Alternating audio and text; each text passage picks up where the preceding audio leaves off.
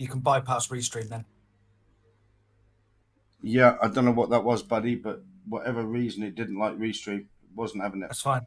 No, it happens sometimes. Don't worry about it. Right, I think we're ready to go. Cool. I need to get back in the room. Tell me not to go. Yeah. Hold on. I'm just.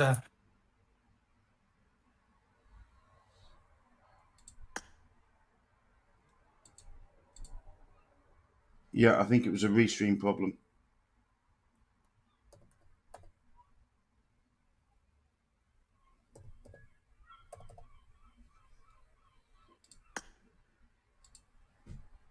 Oh, someone's in the spectator. Hold on.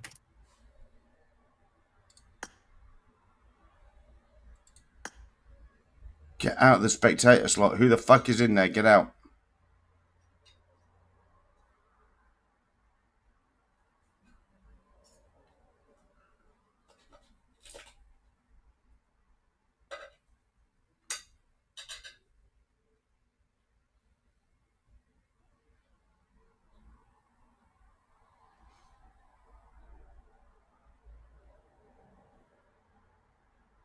Right, I've put the message in chat. Oh, been kicked. You good?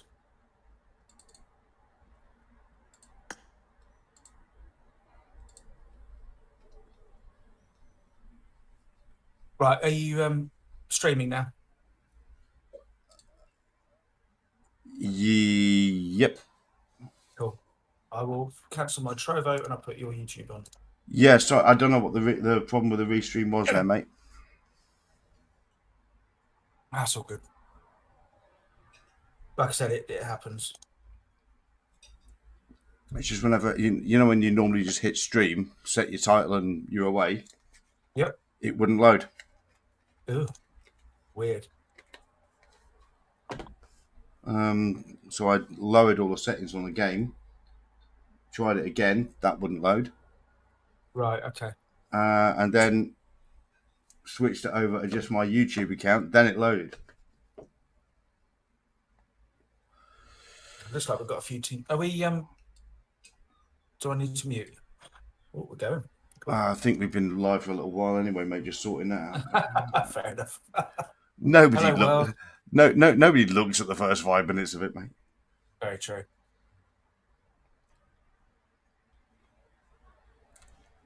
You're still getting everything on my screen from Discord, yeah? Yeah, it's on the loading screen right now, but I'm sure it'll be there any moment. Cool.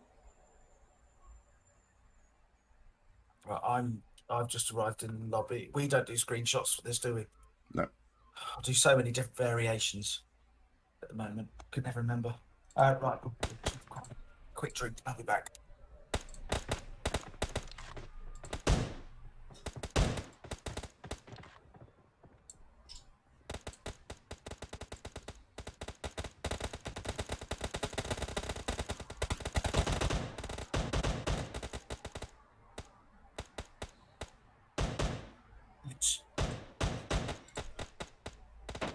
Okay, hi there, boys and girls, and welcome to another evening of TipTop EU Open Scrims.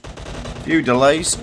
Apologise for that. Thank you for shooting, you bunch of lunatics. And yeah, our first game is going to be Erangel, and as always, I'm joined by my fantastic co-host Jammy Gaming. Jammy, how are we doing, my friend?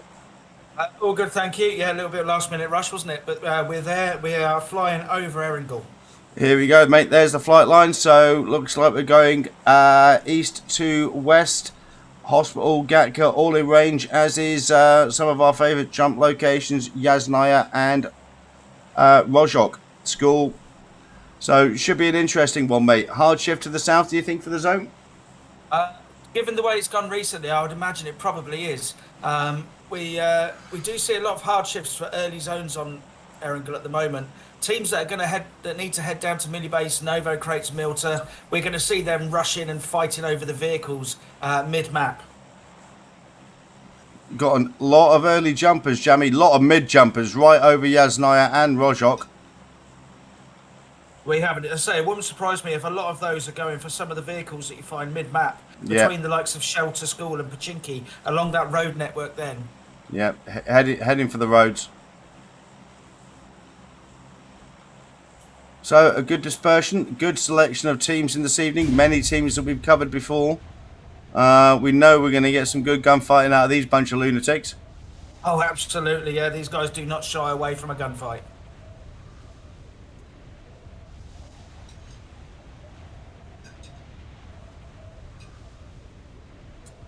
So looks like we got seven rooms up there, and there's well, it's not too much of a hard shift, but No, favors but those teams you favors the said that people who jumped jump early. late. Absolutely, it does. So the teams, like you said, jumped early up towards Kameshki and Lipovka, and in those areas, they're the ones that are going to have the furthest to go. Are they? Are we going to see them going for a quick rotation, or are they just going to run the edges of the blue?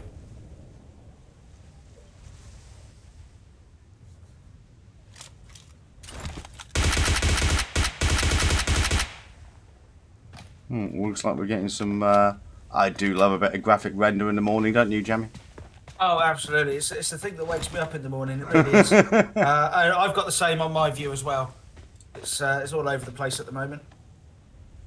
Looks like we've got Team 25, GC No Mercy, over on the very eastern edges of the zone, and their fight they were having a good old tussle with someone over a vehicle, but they've won the fight, and so they're on their own on the road now. Still got the parachute sounds in my head. Don't know about you, buddy. Yeah, I can still hear that too, and I'm fairly certain there's no one left on the. If someone's Fairly still, certain they're doing a free fall championship if they are. if someone, I mean, they are doing a proper sweaty classic match ranking job if they are trying to float all the way across Erringle. Are you suggesting that that's what I used to do, buddy? Because I actually have a 2,800 meter landing on the specific roof jump mission. You know, I did a video Uh, about it. You did. That got me my threat from above badge watching your video. Right. Well, looking at the map, Jamie, we've got a fair amount of separation between our teams. They picked their jump locations, and there's nobody actually too much on top of each other at this moment in time. No, I mean, exactly that. I mean, what we found, I expected with that flight line, I expected there to be a lot of teams in Rozhok and Yasnaya, a lot of teams up in George Pole, north and south. But actually, teams have spread out to their normal drop locations. They've managed to get vehicles. Look at Raw down in Milta. You know, that was nowhere near the flight line. Yeah, good team, Raw. We've covered them before. I think we've covered them for a few wins before, but they've already lost a player, so there must be some. Probably met up with a scout. Yeah, I think, yeah, it's probably an argument over a vehicle. An argument over a vehicle. I'd imagine so. What, They, you didn't think the second-hand Cortina was worth the money?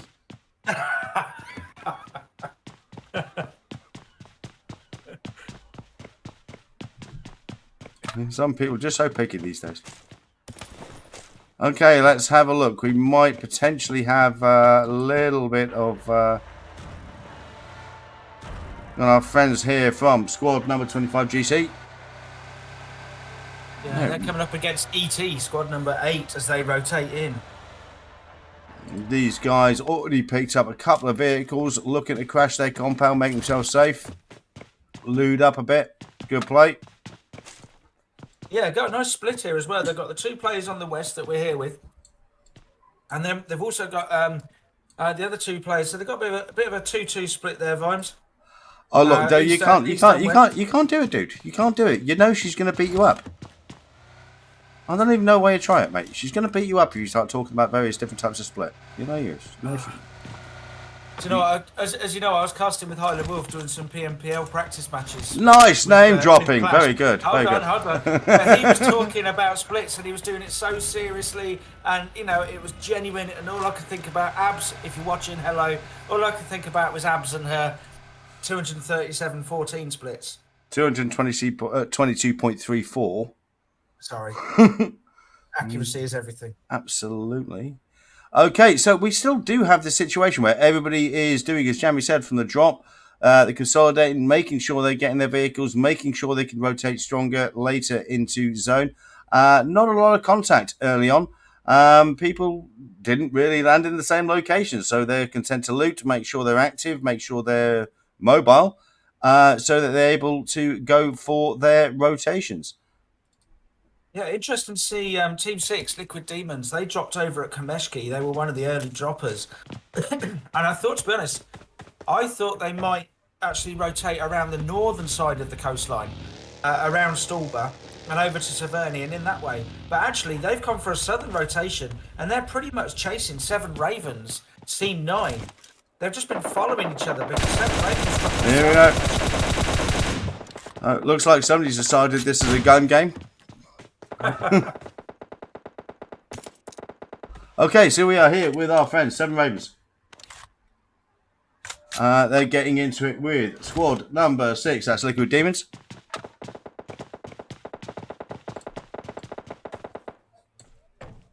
So they are rotating around. Interesting to see what they're doing. They're kind of circling each other. And there's one of the Seven Ravens players there just obviously doing a bit of circular recon work, driving straight through the other team there. And then Top Boy's doing the same slightly in the south as well. Liquid Demons have got their players. They've got a nice split. They do have players either side of the Seven Ravens team, but Seven Ravens have got their 3-1 split. So these play all of these two teams are in a sort of diamond formation at the moment, all covering each other. And it's interesting because we've seen this before, Jammy. I mean, this can be the make or break of teams, can't it? You get involved in the wrong gunfight outside the zone early game. Exactly. They've got a few seconds to go before the blue comes in. I think your time is frozen the same as mine has. So the blue is closing in. And what I want to see is I want to see these teams disengage now. There's no point in taking this fight. They don't need to take it. Well, it does look like our friends from Seven Ravens are doing exactly that. Interestingly, though, Jamie, they're looking to rotate to the north. Yeah, and they were at Kameshki. They could have just rotated north and avoided any of that. So, relatively slow start for game number 1 in Erringle for TipTop EU Open. Which basically means we're going to get hell and high water in later phases of the game. Yeah, good luck to your graphics card. Yeah, that'll be fun. 18 teams fighting over 3 square feet. Yeah, that should be a good one. Now, something we do have just south of Gatka, we've got Team 15 out down there. Net Exen, NEP XN. They're about to get involved with GC again. Having said that, involved was the wrong word. He's just been slapped. So one of the players from NEP XN, which was Death God 52, did actually drive straight over to the compound with GC again. He was doing a bit of scouting work. Unfortunately, it did not work out for him because he was immediately taken down and finished. So everybody keeping this very, very mobile at the moment. Now we have got a player who has been knocked from top here, squad number 18, top DG. And they're having a bit of fun with Tier 1, the TipTop Teletubbies. Yep, they are indeed. And we know TipTop Teletubbies do enjoy a bit of a brawl.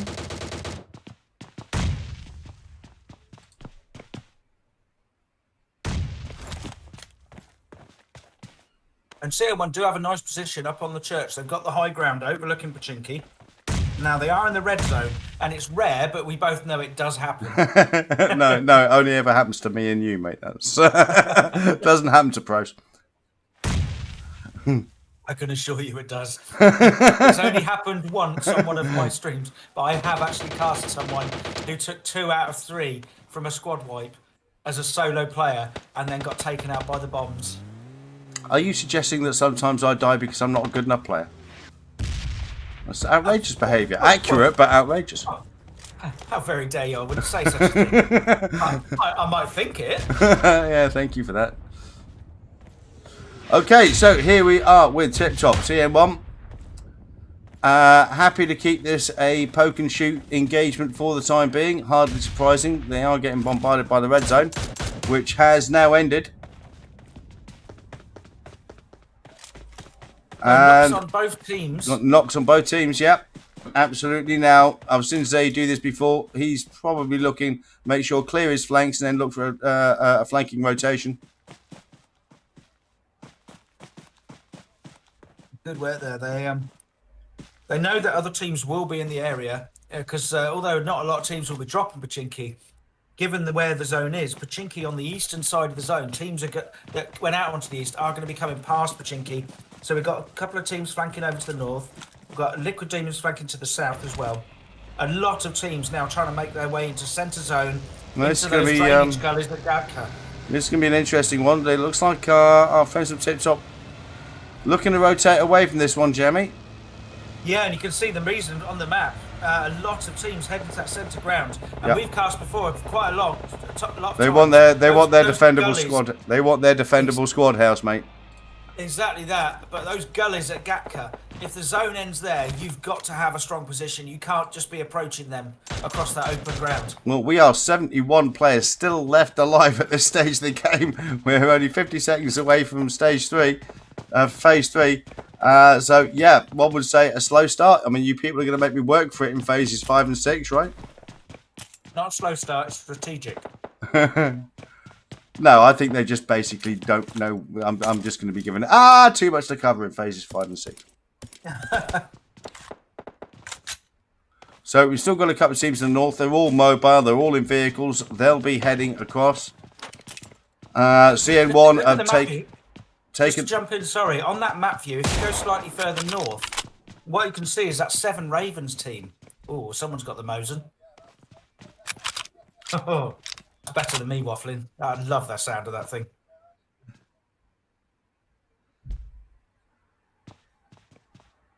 Sorry, ladies and gentlemen, we're just going to have to let Jammy have his minute here. Does need a little bit of time. I mean, I love a sniper anyway, but that thing just sounds so good. Go on, son. Oh, I think they dinged each other there. Yeah.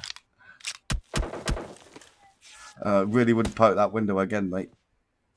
No, they certainly know where he is. Kaisel there, not quite peeking. Oh, God, EQ. Also, they're not quite giving him an option here, are they? They're very well aware of who's there and what's going on. Well, I mean, certainly at this level, you'd be kind of silly to stick your head above there, wouldn't you? I think so. I wouldn't feel too brave about that, personally. But, No. Just to let you know, so 7 Ravens did go all the way around, but we've got now GC and Team 10, the We Anonymous. Now, I think actually GC... And sorry to cut in there, mate, but it looks like we've got 10 and 11 Raw getting into it. We've also got elements of squad number 8 not too far away. We have. There was actually... it was GC again. We're actually the squad that was in between these two. And they got wiped out, and I think probably from both sides. Also squad number 15. So we've got 3 different squads here, all contesting this fairly open compound. Nemesis getting rezzed. Yeah, so then they got Liquid Demons just down to the southeast as well, coming in across the open fields. And this does look like a lot of people have decided to go for this. Well, we've got some who are looking to rotate edge of circle, Jammy, but a lot of teams. And whoa, that's a hard shift. Oh, that is. I mean, look at 7 Ravens. Look at their position. They rotated all the way from Kameshki. They came south of Stulba. We saw them have that little standoff fight. And then they rotated all the way north past Severny. That's going to work out well for those guys. That's going to work out well for those guys. We are going to get a lot of action on the south of this zone, damn it. We have. Now, look, we've got 2 teams also going for the Everest Mountain as well. We've got a team at either end. Are they looking to gamble and go high and try and control that zone? But as you say, the action here is we've got so many teams on this southern side. So we've got elements of squad number 15, rotating 3, squad number 20, squad number 11, Raw.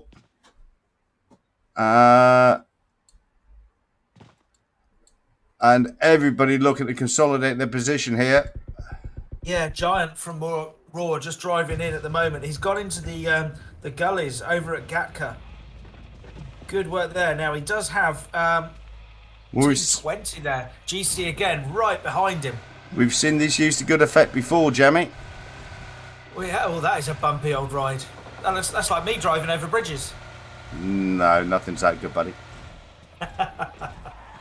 Okay, and as you say, we've still got 4 Angry Birds. They're taking up the position on top of Everest.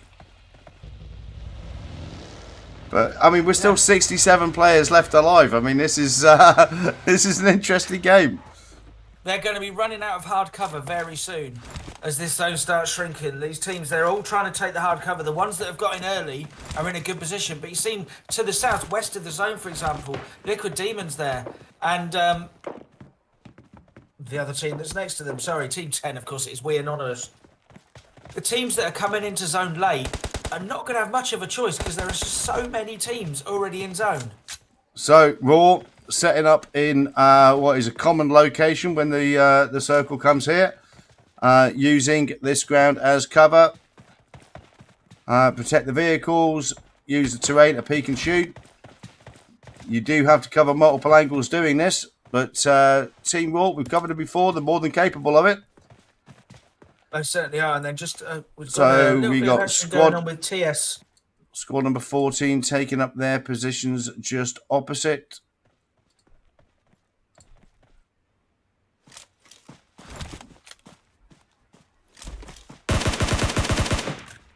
So here we are with squad number 18, top. Getting into it with 17 TS. Now we have 1 dead from top, 1 knocked from top, 1 driving. So our friend here, the only gun on the ground at this moment in time.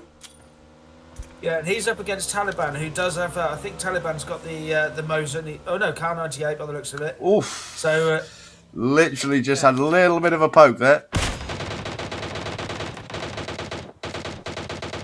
So that's all 3 down. Now our friend here is the only member of this team left alive. yeah, Taliban is watching. He's trying to see him, trying to watch his retreat, but I'm not sure he can get the angle. Doing a good job with that retreat. He's got EQ. So he's up against our friend, doing the right thing, bouncing the smoke grenade off the tree, try to cover his retreat. We'll see if they let him go. The problem for him now is, apart from the fact he's just been shot in the arse, I'm afraid. I was going to say for all of them, really, is that they're now out of zone, because zone is going to be centred around the sort of Gatka village area and also the southwestern edge of the Everest mountain. And look at this, we've got 63 players left alive in this circle, Jamie. This is crazy. What, you people think you're playing UK scrims? It's not supposed to be this sweaty, guys.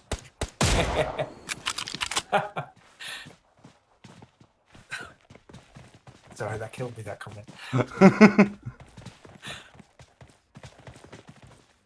So we've now got Taliban from Team Savage, and he's on the slopes of Everest at the moment. He's just south of the 4 Angry Birds. He's just made it into zone, but he is being overlooked by the 4 Angry Birds on the top of the mountain. And they are raining shots in. And there is NXT being taken out. So we are down to 59 players left alive. 16 teams still contesting in phase 4 of the game. Okay. We're here with squad number 7. That's Set. Getting in it with squad number 24.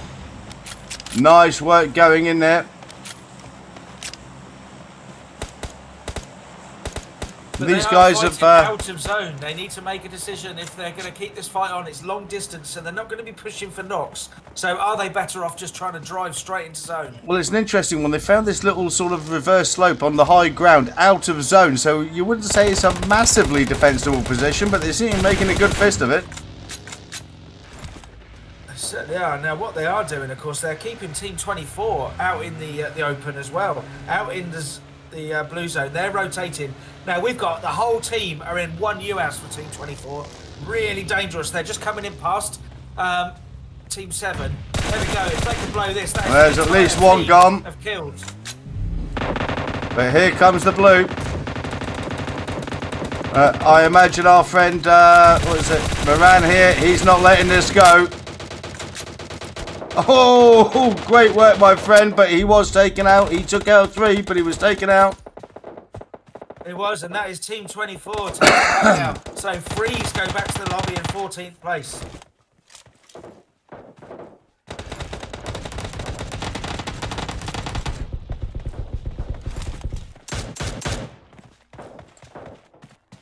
absolute chaos and carnage on this western side. We're not even in zone now.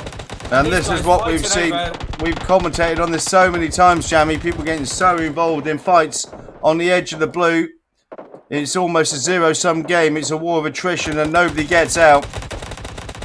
Exactly that, yeah, these guys. And then what happens is a team that's just on the edge of zone will come in and third party the last remaining player. And there we see that is Sepp taken down. And was that Jammy Stradamus there predicting that it would be a team in zone taking down the last player? I'm not even going to start with tonight, dude. All right, it's game one, dude. I'll give you some shouts later. Shut up. We've got a game to commentate. Okay, so a lot has happened as we predicted because not a lot happened initially. We've still got a lot of teams well out to the north. We've got teams taking strategic locations in the southern half of our next circle.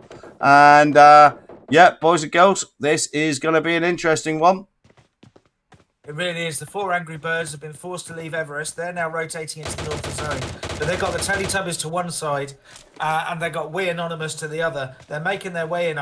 There's not much cover in centre zone. So they're going to have to find somewhere on the edge. No one's breaking into centre zone at the moment. Well, our friends here, they've taken a knock. Should be able to get him up, but they're keeping themselves alive as a 4. And at this moment in time, they are keeping hold of a squad house on the edge of circle, Jamie. Yeah, really important. While everyone else is killing each other in open ground, these guys can take advantage. Drop and take a med pack, my friend. Or just keep shooting. Med packs are for you amateurs. Yeah, quite. That's apparently something better than a level 1 helmet and a scope. Oh, Team 22 down on the ground as well there. He's putting in shots into the mid-distance. There, I got some up-close fun going on. That was some ballsy gameplay, I'm not going to lie.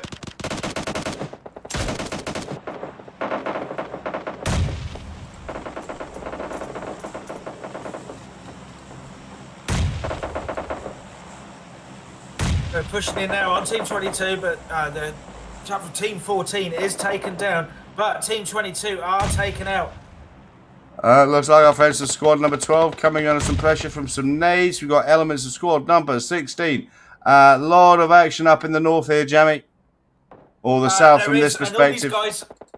These guys are under pressure now because they've got to move. They've got to get out of these fights. Got to get to zone. But here we are with our from every angle. Here we are with our friends from Raw who made a great call earlier to defend this ground, and so far it stood them in good stead. Now they are surrounded by players.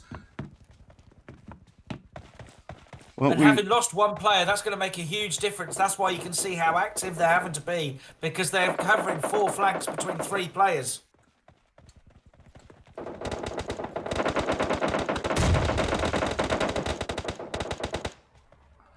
And this is going to be very interesting. Literally everybody coming in. No point focusing on an individual player. Too many players left alive coming into the same place. Squad number 19 coming under pressure. Raw still defending their ground in the trench. Taking out the team to their left flank. So we are now down to 12 players left alive. 4 teams. Raw looking good, but that circle has been brutal for absolutely everyone. So Raw are going to have to break cover. Yeah, even Team 13, the Unikillers, we haven't featured them much. Now, they're closest to zone, but look how open it is for them to get to zone. So no one's in a good position here. So Raw and squad number 19, they are going to be at each other to try and get in. And I agree with you, Jamie. I think if I were... I think if I were our friends from squad number 13 here, I'd be looking to at least put 1 player centre zone on his belly, keep him down.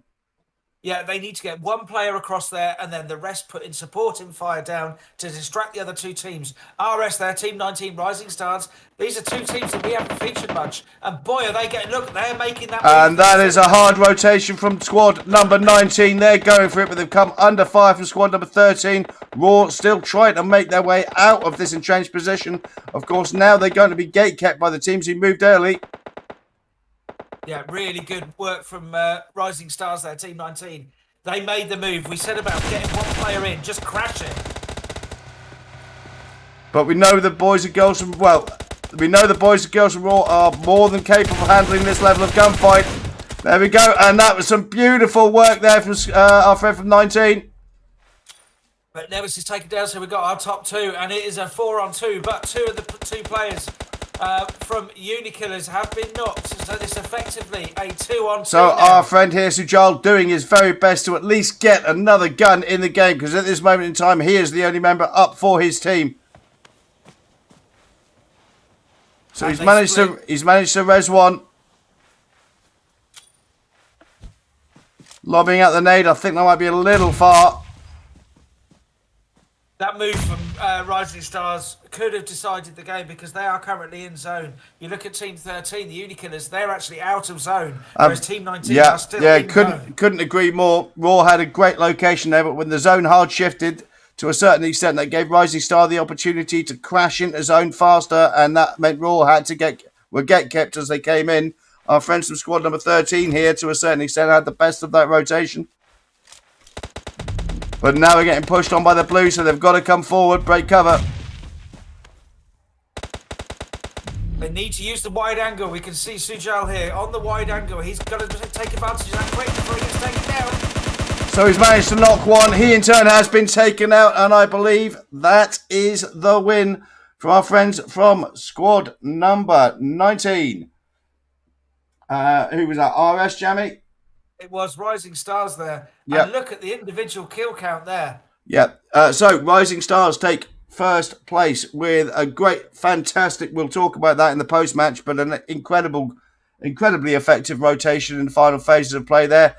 So they take first place with 10 kills, 9 for Bravo. Fantastic individual game there, but also you can't be a good individual without a good team behind you. So well done, Rising Stars. In second place to UK, good, respectable kill count, 7 kills for them. And in third, Raw, 5 kills for those boys and girls.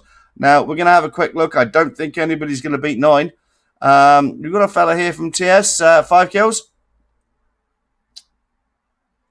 Well, I don't think anybody else is going to come close to 9. So our game winners and individual top fragger from game number 1, both in the same team. Rising Stars, well played indeed, boys and girls. We will take a very short break. Then we're going to be back with a bit of post-game analysis and an introduction into game number 2. Jamie and I will see you very shortly. Bye for now.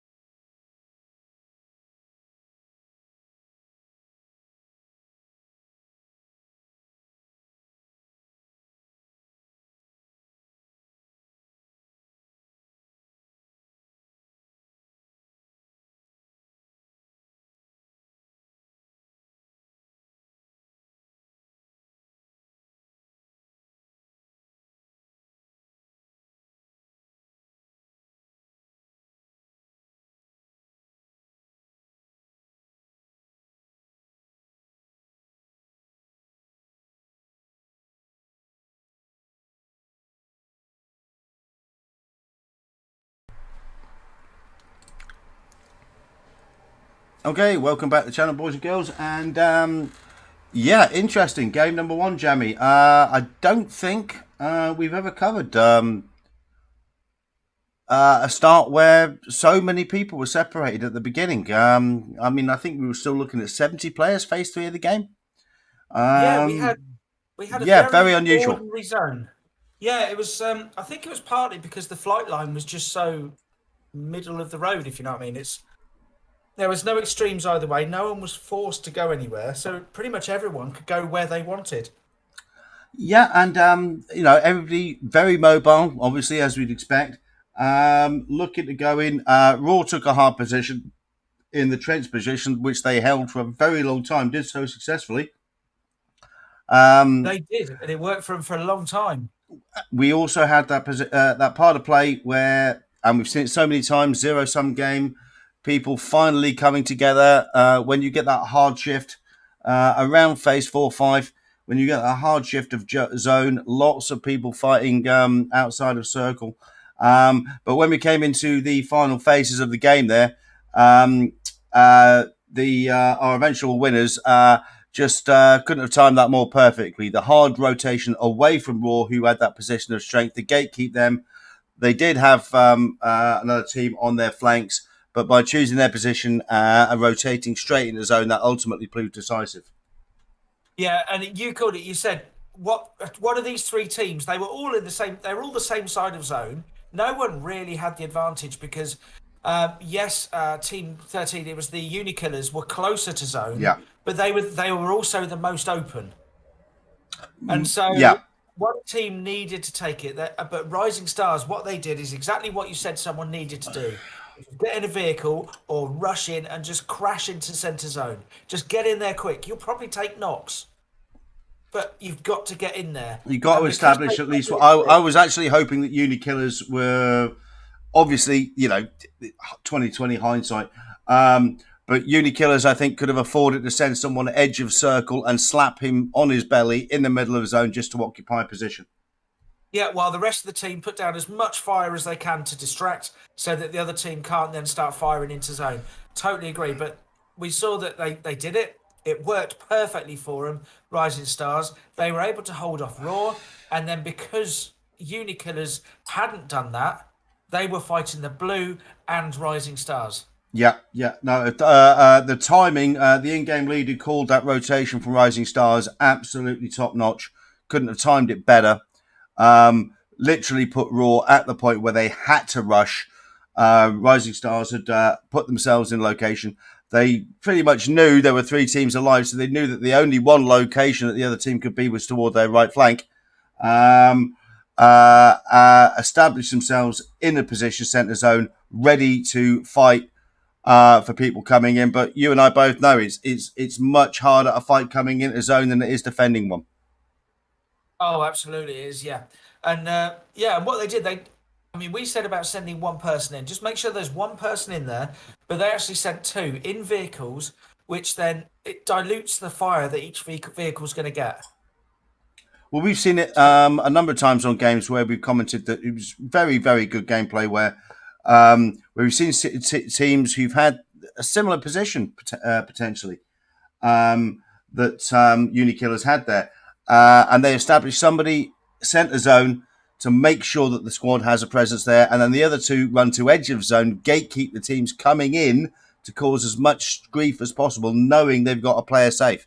And it can be an effective strategy. I must admit, I was hoping that was something that Unikillers were going to try there, but nothing away from Rising Stars there. The timing of that rotation and the ability to hold that off in the final gunfight was absolutely telling. Yeah, it really was. And as you say, the in-game lead and the fact that the team went as one effectively, they just did it.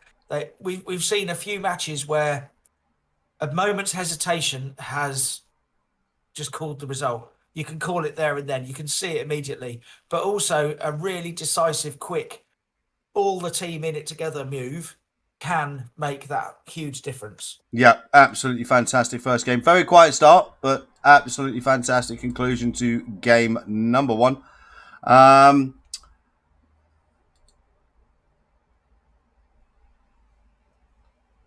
Interestingly.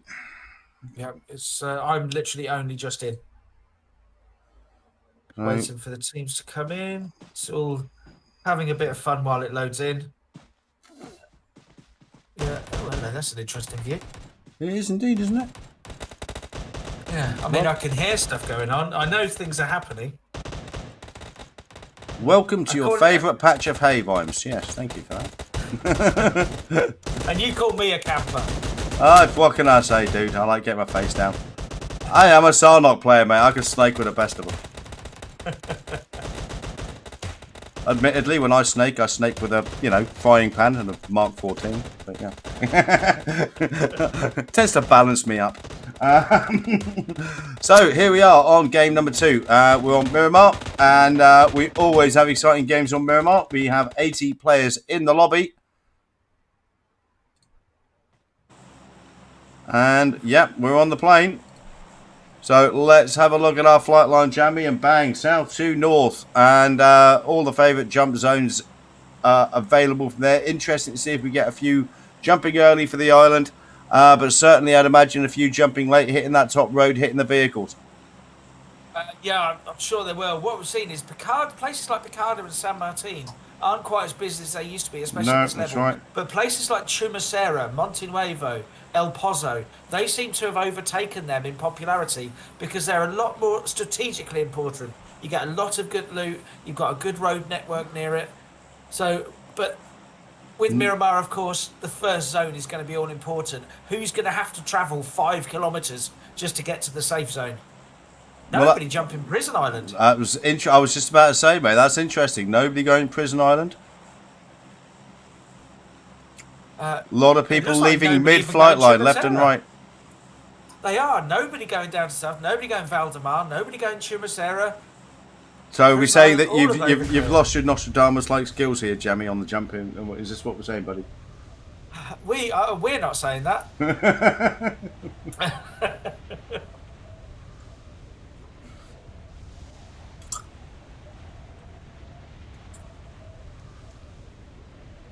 Okay, so we actually look like we got more of a concentration of teams closer to each other than we certainly had in the drops for game number 1. We're here with CN1, our host for this evening. Yep. So strangely, 3 teams jumped down on the south coast as well, but they all jumped into the same place. And then we've got 3 teams in Monte Nuevo, 2 in El Pozo, 2 teams up at La Cabrera, and we've got a couple of teams at Hacienda as well. So, yeah, they've got all this space, and they're deciding, no, we're all going to jump together. Well, according to Kill Feed, we've already had some early action here, and it looks like 2 CN1 players have already been taken out. Now that graphics are starting to render, right, we've got 1 CN1 already dead. And it's REA Show who's actually separated from the rest of his team. Yeah, He's and they're coming up against squad number 8, ET. Also, we had Squad 14, UN Top. They jumped in the same place, but what they've done, they've actually head further south. They're on the high ground overlooking Monte Nuevo. So, a tough start for CN1. Looks like their lone jumper finding himself in a very, very tough situation here. Right in between 2 teams. He can't go out in the open too much because he's got the 2 players on the high ground from Team 14. To be fair, we've covered Zay quite a few times. We know he's a ridiculously good player. Nothing he likes better than being stuck between 4 different teams having a gunfight. Wearing his pink panties. Very fetching, my friend. Very fetching. I thought this was a PG rating. Yeah, quite. I mean, do you mind? There are children watching this. I bet there are. Not with me commentating, mate. No. Okay, so that is our general situation. CM1 already lost a player, and there is our first zone, Jamie, and we're heading up to the north. We are, and it looks like 3 teams didn't get the memo that the zone's going to be in the north. Everybody in zone, apart from the 3 that jumped early. Okay, here we are with Rising Stars, our winners from game number 1. Looks like they're not too far away from our friends squad number 12. And yeah, we love those birds.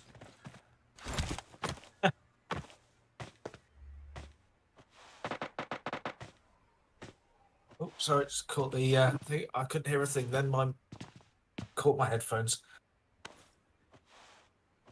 That's all right. I was just telling everybody how great you are, mate. That's all right. Don't worry about it. Oh, thank you. I do appreciate that. Hey, what can I say, dude? I mean, I like to, I like to be good to you. Okay, so we are here with Defcon from RS and having a quick look at one of the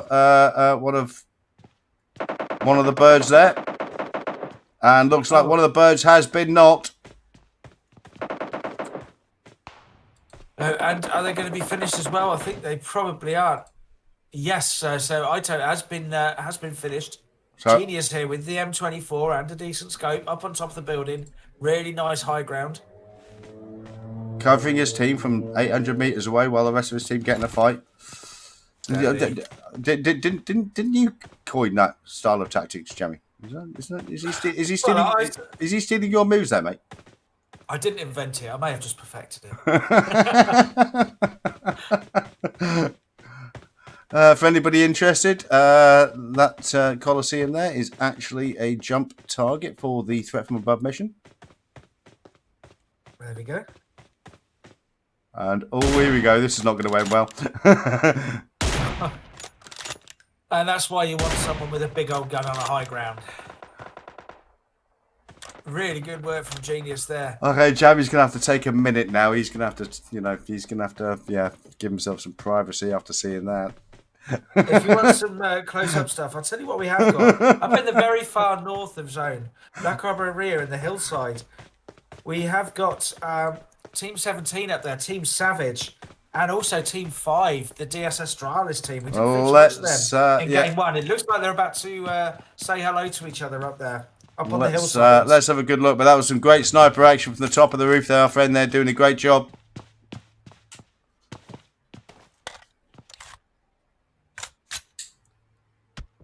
So we are 71 players still left alive, and that is one of the TS players just has taken a knock.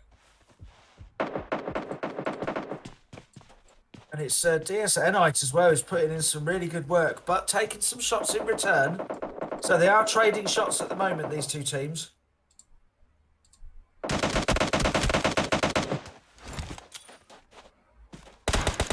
Out comes the name. We got what? We got UMP and looks like, was that AK? No, that's far too long for that. It's an M16, I think, possibly. I think it's the new M16 skin. What, with the hollow bar? Okay. Yeah, nice. It really is. It really does look good. So they're working their way through at the moment, through this TS team. And then just south of this, we've also got Team 21 off Alpha. We've got, is that off Alpha? No, sorry, Mask. Okay, just south of this fight at the moment. Not getting involved just yet. Good play there from TS Shadow, making sure his teammate gets inside the room so we can get the res on. He knows they're under pressure. We've got 2 knocked, 1 dead. So, gets his squad made up. It does, and it's SKR from DS Astralis. And I'm surprised. I'm surprised, Jamie. 2 down. Unexpected a hard push there from squad number 5. I have to agree. I mean, they've only got 3 players, and yeah, I agree. I thought they would have been much more aggressive. They know exactly where the players are, and they could have pushed that. In fact, they've got Enites coming in now for the push. And now they've got staying on the high ground. Little bit, well, early game, Jamie, early game. But yeah, I mean, they're well in zone, so they don't need to win this now. 2 guns down. I suggested that might have been the time for the push. No, I totally agree with you. I would. Well, I would have done it. I would have done it, which is why my scrim career was very short. It's just you running across Miramar, going charge. Not entirely true. It was me running across Miramar saying, "Charge, Jamie, where are you?" Okay, so we are here on Miramar. We are still engaged with our friends. There's some great gunplay there. Takes a little bit of hit. Drops to the deck. hits some hard cover, gets into the scope, puts some more damage in. I like the way this guy's moving. Yeah, and these guys are on the push now. They know they've got to be aggressive. Oh, straight into the building there. Yeah, Shadow, I'm watching from the DS point of view, and Shadow was milliseconds away from taking shots from DS E-Knight. I think he knows he's under it. Great knock from Shadow there. Establishes a thirst. Manages to get back in. He has in turn been knocked. The thirst maybe not a good idea. It wasn't, but he, unfortunately, I think, did he run through a molly splash there, I think?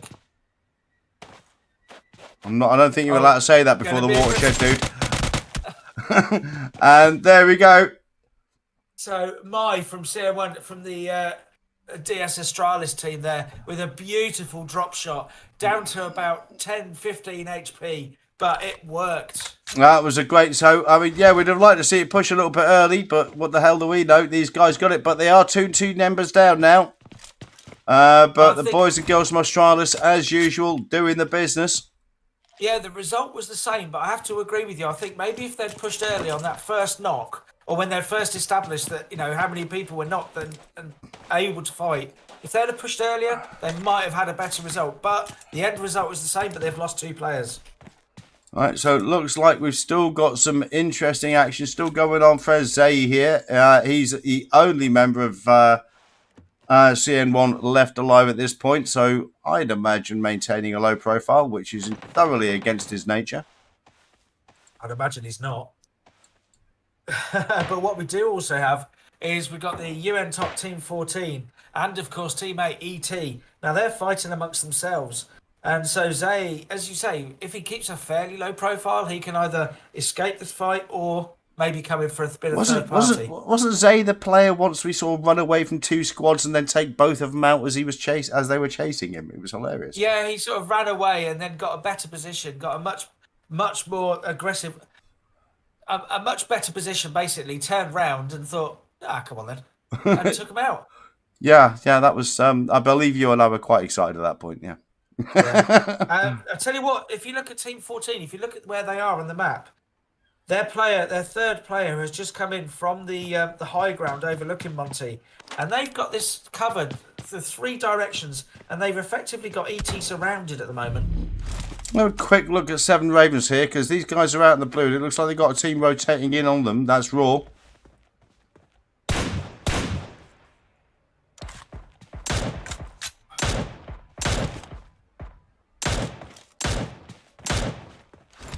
A few lean peak shots, and we've got a hard shift. We're going to be going northwest. We're going to be centered between Craterfields and San Martin. So Monte Nuevo just out of zone, and watch as the absolute influx of teams coming in towards center zone. We've got some really good high ground around the Craterfields area that can dominate the zone. Sorry to interrupt, mate. This is a situation we were covering earlier. This has got to be concluded one way or another. Either break off, disengage and rotate, but I think they're all a bit too close for it. I don't think all of these players are getting out of here alive. Definitely not, no. Zay currently snaking his way around as well, trying to keep a low profile, as you say, but he knows he's going to have to find a vehicle or get himself to zone. Or is he going to try and mop up some afters after these 2 have started? I thoroughly expect him to sit there in a ditch somewhere and mop up half the team. But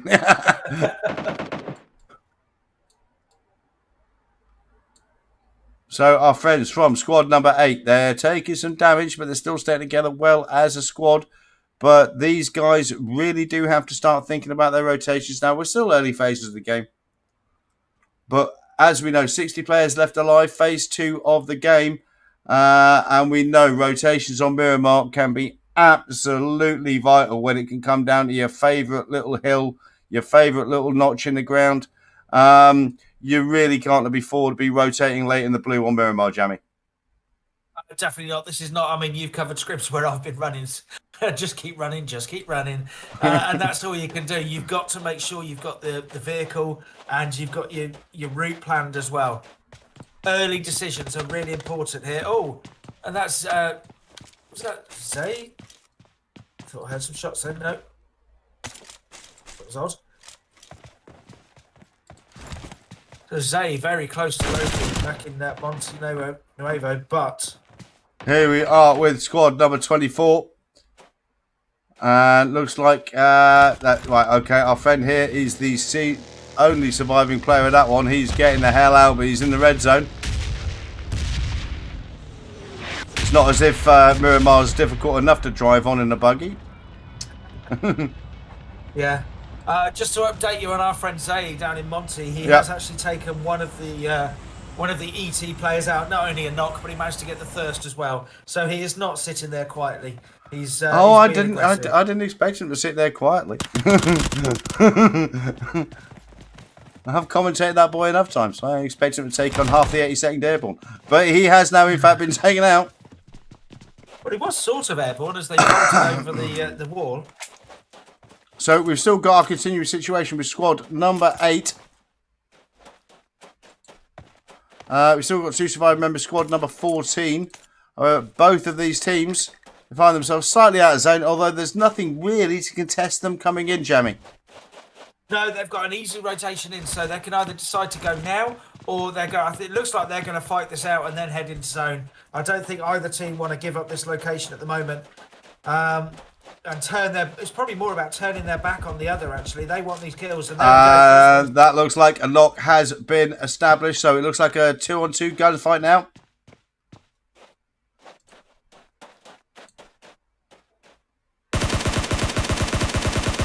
Oof. And what a beautiful sniper shot.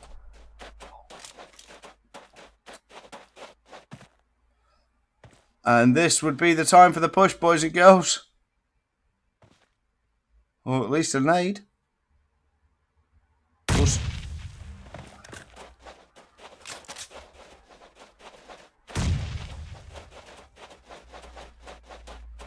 So it looks like our friends from squad number 8 falling back a little bit, making sure they're covering their flanks. Looks like squad number 14 pushing in.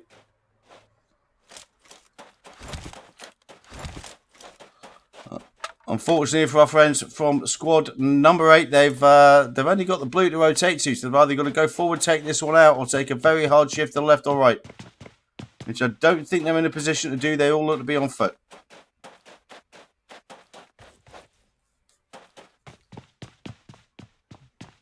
Okay, I'm not hearing Jamie at the moment, so Team 14 have taken a vehicle actually headed into zone. They've gone to the first compound inside zone, so they can gatekeep these two.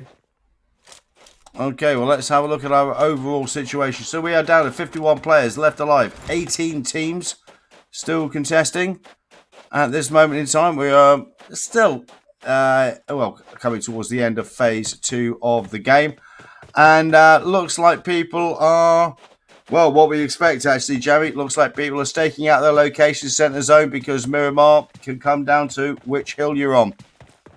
Yeah, and we can see the hills, the ones just where Team 21, Mask are. That hill there, it's probably one of the highest, and it's near centre zone. It dominates that area. So it looks like 7 Ravens are getting into it with our friends from Unikillers, who were, I believe, second in game number 1. They certainly were. Now, if you look at the map view, we have our first hard shift of the night. What a hard shift that is. Oh! All the way north. Yeah, that's going to suck. And there's a lot of people south of that, so expect a lot of people really struggling to come in here.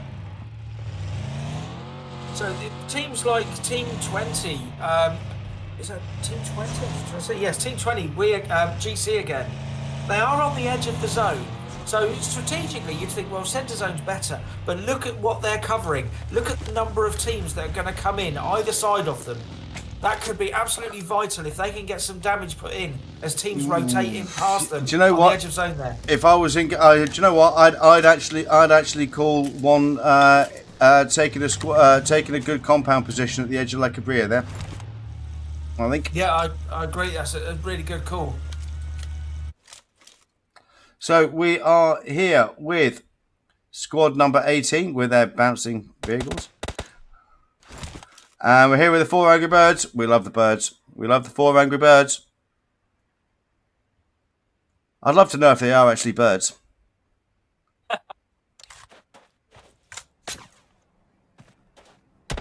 Now they're being gate kept at the moment. They're being held just outside zone. They're so close, 72 meters away. If they can establish the knock on one of those players, they might be able to make their way in. But at the moment, they are being held up. Yep. So some effective work coming in from both teams there. That's what, squad number 18. That's top, isn't it, Jerry? It is, yes. So the two remaining players for Angry Birds. Now, what are they going to do here? Then they can't go straight in because they've got the top team waiting for them on the edge of zone. They've also got teams starting to come in behind because they are on the roadside here. So 7 Ravens and Team 14, UN top, are starting to rotate in. They might be joined very soon. They've laid themselves an effective wall of smoke here.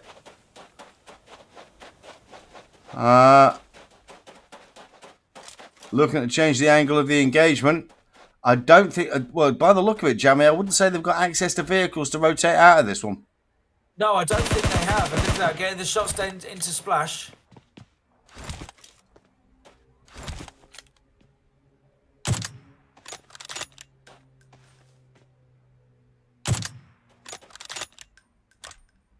Trying to clear a path for themselves, really. If they can establish the knock, they might be able to.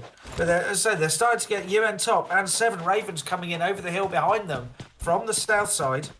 But 7 Ravens do have a vehicle. So if they can maybe wait and ambush 7 Ravens and steal their vehicle, it might help them immensely. And yeah, the two teams we had here, well, that's not CM1, is it? That's Australis, isn't it? It is, yes. And looks like we have some action trying to establish a position in what is more than likely going to be some very important real estate coming in the later phases of play. Here we are with team number 15 NXT. Now it looks like they've got one player down. Coming up against it with squad number 6. Looks like squad number 22 putting in some third party work. 15 not too far. Yep. Yeah, so it's 22 off Alpha. They're also putting in some work. And then they've got Raw to their east. They are really in a sticky situation here. But, you know, bearing in mind the position on the map, Jamie, this could be important real estate. Oh, it certainly could, yeah. It's vital. This next zone, having such a hard shift just then, it's actually thinned out. We've still got 16 teams, but we've lost quite a number of individual players. And we've got a hard shift, sort of hard shift. We're going to be centred around this fight is still in zone. So this, again, exactly as you say, can be really, really important real estate for the later stages. So we've got to split somewhat from our two players from... Well, a couple of players from squad number 15. Squad number 6 staying together mostly as a team, and they managed to isolate one player and take him out. So it looks like squad number 15 down to a duo now. They are, and they've got players either side. They're fighting on 3 flanks here, and they're only a duo. They've got Raw coming in to join now. Raw have just made it into the edge of zone. Hard rotations coming in, fast rotations coming in from squad number 22. Wouldn't necessarily be wanting to take a poke at that when you know you got a fight to your rear. Well, that's the thing. Because they're fighting on so many flanks, as you know, it might even be worth the aggression and worth the risk of trying to clear one of those flanks. Well, you've certainly got to own ground. Pick which ground you're going to own. You can't be fighting on 2 flanks forever. But with 2 players left alive, I wouldn't suggest that you try to fight this out at all, to be honest. No, but I like the style. They're not messing about here. I'm not going to complain about it.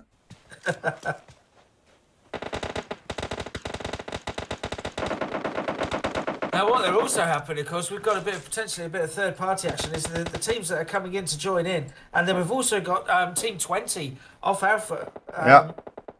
GC again, apologies. They're coming in behind Raw, so we've got 4 teams in this eastern area. Down in the south, we've got another 3 or 4 teams as well.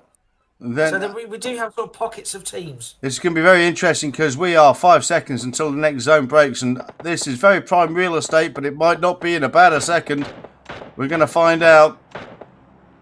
Well, we'll see, because Team 6 there, Liquid Demons, they've got high ground and hard cover. So that's why we see so many teams around this area, because it could be absolutely vital. Squad number 6 doing a good job of maintaining their position at the top of this strategic ground for the moment in time. But we've seen this so many times where a hard shift and all of a sudden you've got 5 teams all out of zone and everybody's got to move. Yeah. So one of the NXT players has been knocked just slightly to the north of here. I'm not sure who that was that managed to get the knock, whether it was the Liquid Demons or Raw.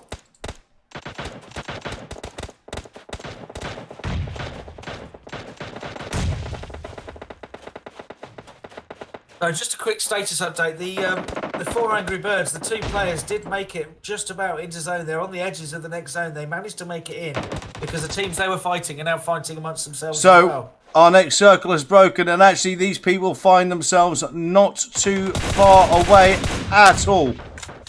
But this is going to make this fight strategically very important for the outcome of the game. Yeah, look at this. Raw and Liquid Demons are holding the edge of zone here. They're holding it against GC again and NEPX and Off Alpha. All these teams have got to try and make it past this very, very easily defendable area. So, yep, our friends from squad number 6 have been holding this position for a while. They still find themselves edge of circle. Lots of people wanting their ground. They ain't giving it up. No, they're not. And it's so much more important now it's edge of zone as well. So 7 Ravens just been taken out centre zone. We see Sept have just taken them out. And look, we've still got a lot of teams well out to the north, Jamie. We've got a lot of fight. Now, our friends here from Sept, they're centre zone and they're still firing into this fight from the north, effectively trying to gatekeep it and keep the fight up there. They are. They're trying to hold people off because they've just taken this compound. They fought for this compound from the last remaining player from 7 Ravens, and they want to make sure they keep it. They are going to centre zone. They are, however, have got potential rotations coming at them from the south, but at this moment in time, I like their location. Our friends from squad number 6 here, who've done a sterling job holding this piece of ground, know that unless they're very lucky, they're going to have to move in about 15-20 seconds. Great work coming in there from Ace. Yeah, look, they're holding up the player from RS, trying to make it into zone, but he's so isolated, and he's got to make it across all that open ground.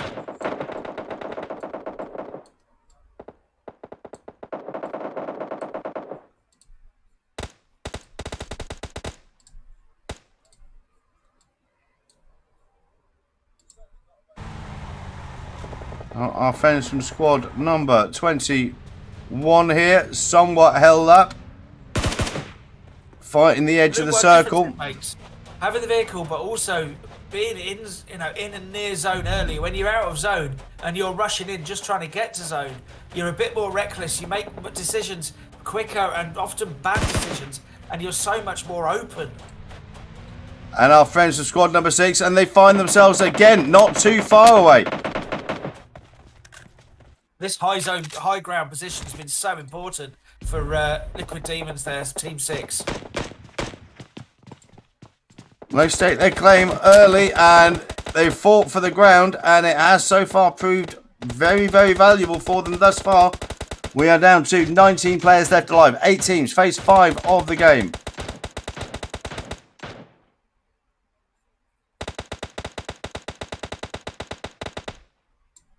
That is Q9.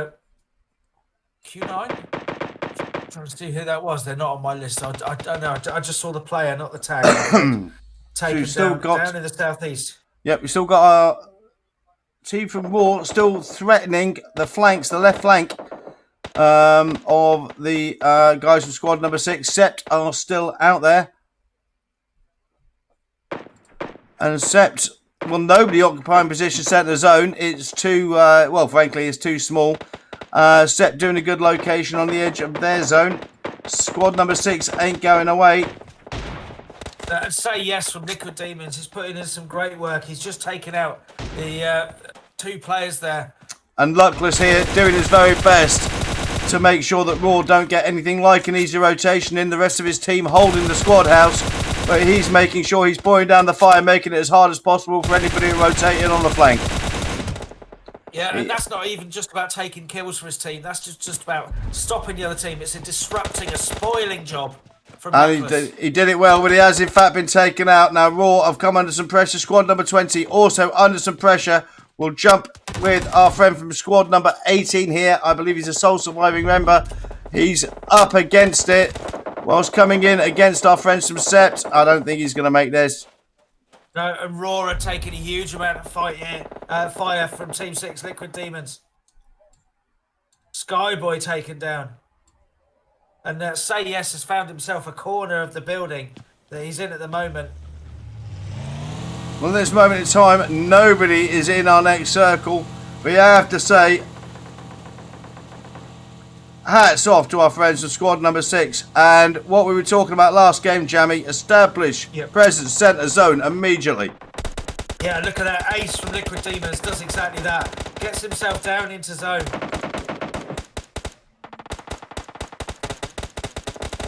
Beautiful work from the top of the hill by Liquid Demons. These guys starting to rack up the kills now. They've got 7 kills between them. Only 3 teams remaining. It's Sept, it's Raw, and Liquid Demons. And squad number 6 here, keeping themselves alive. Add the squad. Absolutely phenomenal work. Holding off this zone from absolutely everybody else, including Team Raw. Also still being very effective on their left flank. Sept well out of zone now. They've really got to fight. And look at this zone control from squad number 6, Jamie. They've been controlling this part of the map for the last 3 phases of play. And yeah, you have to take your hats off to them. Well, it's strange because their kill count would be higher if it weren't for the fact there were just so many teams around them that those teams, because they were gatekeeping all those teams, the teams were condensing on each other. I do like to see great strategic zone control, and this has been a masterclass of it, frankly. Beautiful burst there. Here we go. Now, yeah, push, my friend. Push. Clear your left flank. And he does it. Yep, there we go. That's exactly the play that was needed, and that was a masterclass from our friends from squad number 6 there. A well-deserved win. Frankly, that was just an absolute pleasure to watch the strategic zone play. So, yeah, Liquid Demons, squad number 6. They take the win in game number 2. They take that with 10 kills. In second, Raw, also contesting in game number 1. 4 kills in second place. And Sept also doing a magnificent job. Look at those kill counts. 13 for that team, 6 and 7 respectively for their 2 highest scoring players. I don't think I've seen anything more than 6 and 7. We've got a friend there with 4. And those 6 and 7 kills, they came because the 2 players from Sept, they crashed that compound. Yep. And they did it early. And they made sure that they made the most of having that hard cover. Okay, Jamie and I will be back very shortly for a bit of post-game analysis. And we will see you very shortly for that and for the start of game number 3. Bye for now.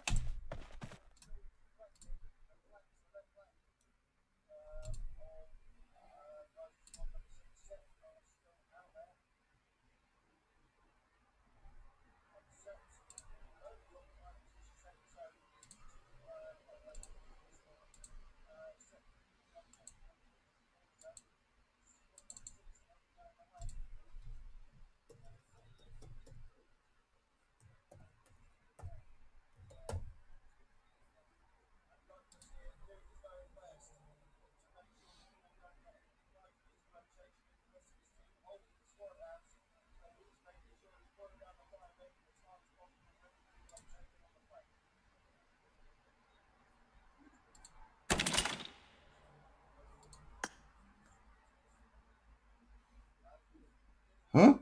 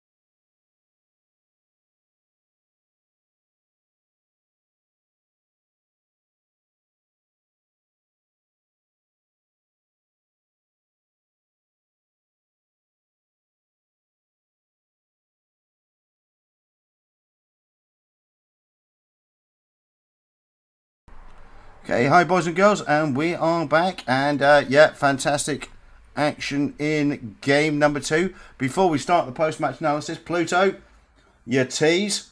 Don't type in the chat that you're having a game on Vikendi and then put the game on Sarnok. Woman, what's wrong with you? I love a Vikendi game. Don't tease the Vimes. Do not tease the Vimes. Given what's happened recently with recent announcements about Vikendi, don't do that to Vic. Do not tease the Vimes. Okay, His just don't poor do it. shriveled old heart can't cope with it. You just don't tease the Vimes. Okay. Anyway, game number 2, Jamie.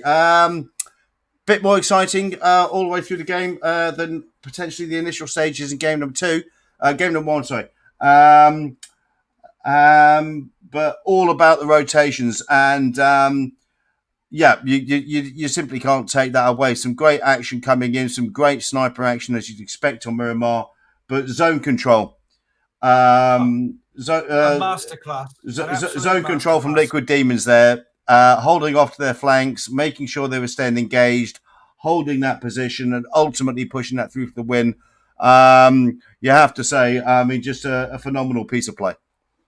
It was. If you want a masterclass in controlling zone, they didn't have centre zone, and they didn't have that. The best geographical location, but in terms of choosing a position to defend, that hard cover on top of high ground, and look at the number of teams that surrounded them. Now they came out with 10 kills, and I said in game, the reason they didn't have more, at one time they had 4 or 5 teams around them, but because they were holding up all of those teams were on top of each other. They were killing each other. Now, Raw did a very good job consolidating themselves on the flanks. They were down to 2 players at the time. Sept, I also thought, did a very good job trying to do the same that Liquid Demons were doing at the south of the zone that they were doing at the north. Obviously, north of the zone, a little bit more confident. You've got the higher ground, you've got the compound, but Sept doing a very, very good job. But ultimately, when push came to shove and the zone broke, we discussed it in game number 1. First thing that Liquid Demons did, put a player centre zone, and then the rest of the team went out and absolutely spoiled anybody else trying to come into the zone. Massively strategic zone control, exactly what you'd expect. Yeah, exactly that. They sent the player down, and it wasn't just sort of random crash to centre zone. You could see the sort of shelf that he drove onto, which meant he had a bit of cover as well. And from that angle, they managed to control 2 different teams. And we saw how hard it was. Sept, who'd been doing amazing work in that compound, Yeah, really were has, held yeah. up. They smoked the living daylights out of it, and they just couldn't leave the compound. Raw, the 2 last remaining players, because they were fighting across 2 flanks effectively, they were being pushed so hard, and we saw it. I can't remember the player's name from Liquid Demons, unfortunately, but the one that was up on top of the hill, just doing the spoiling job. Yeah. He was there, not necessarily to take kills, but he was there just to stop Raw from having an easy rotation. He did a phenomenal job. I think he established 1 kill, 1 knock, and then got taken out. But that allowed the rest of his team to come in and ultimately put themselves in a position to win the game, which they had done by their play throughout that. Just a phenomenal piece of play from squad number 6 there. Can't take anything away from the rest of the guys there, but Liquid Demons there, I thought, did a phenomenal job. So anyway, game number 3, we're coming into Sarnok, not Vikendi, Pluto. Yeah, big tease. Changed it now. It says Sarnok now. Squad. Honestly, I checked the codes to go into the room and it said Vikendi, and I was like, "Oh, great!" Sarnok. Yeah, at least somebody still has Vikendi, but no. No, don't get me wrong. I love Sarnok as well, but I do miss Vikendi on the scrim schedule. I must admit. But it's game number 3 on Sarnok. Always an interesting game, Jamie. Going to be interesting to see where the flight line is and whether we fight on your favourite part of the map or mine. Yeah, and in case anyone doesn't know, my favourite part is up on the northwest island up there. By Hartin and the mountains as well, yes, because of the sniping. But I do particularly like Hartin, that bridge area, and especially in scrims where it finishes in where the rivers meet, just west of boot camp, because the just absolute chaos it causes. Yep, and I'm a bit of a Poinan fan, I must admit. Yeah. To be fair, in full disclosure, I didn't often survive dropping Painan, but I used to like dropping there. So, sometimes you survive long enough to get your parachute away. I know, right?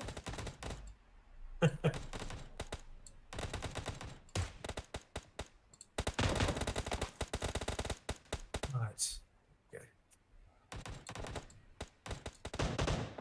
So what we see in Sandhawk, of course, is because of the smaller map, the flight line isn't quite as important, but what is important is first zone.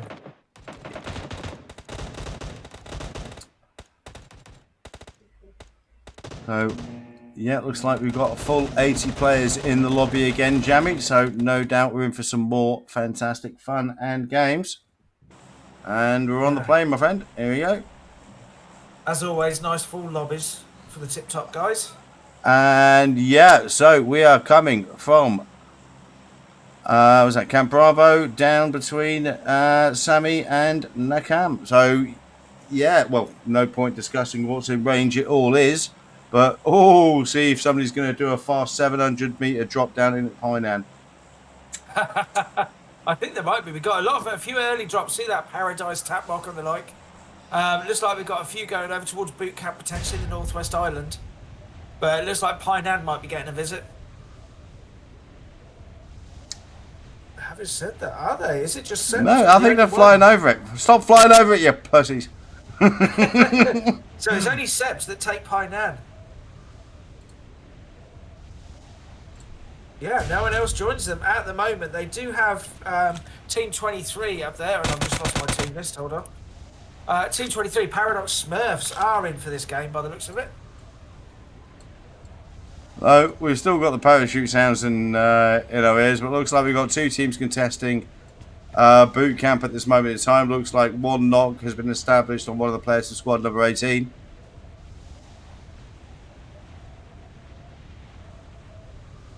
And squad number 20 also dropping this one. That's GC again. Established the knock onto one of the members of Top, Team 18 there. It's units. Yeah, I'm good with the parachute sounds now, PUBG, if you don't mind. Thank you. That'd be good. I tell you, if you can very quickly just go to the map view, look how congested the western coastline is. Really unusual. Oh, my word. Yeah, we might have to jump to that in a minute if these guys dance around each other. If you're not throwing fists within 30 seconds, Vimes gets bored. Yeah. Honestly, I still remember one of my favourite games. I landed on the ground, I had 5 kills within 2 minutes, and I died. Still one of my favourite games. Are you playing with Magpie by any chance? Yeah, he was already dead. Yeah. Right, now first zone has broken. We are centred just between Paradise and Boot Camp, so everywhere, each of the 3 islands still in play. Okay, come on, we're done with the parachute sounds now. Thank you kindly. There we go. See, speak to it nicely. Okay, we are here with squad number 17. That's our friends from Team Savage. And who they getting into it with, Jamie? Squad number 12. That's 4 Angry Birds. Oh no, is that 4 Angry Birds? Yeah, the Angry Birds. It is.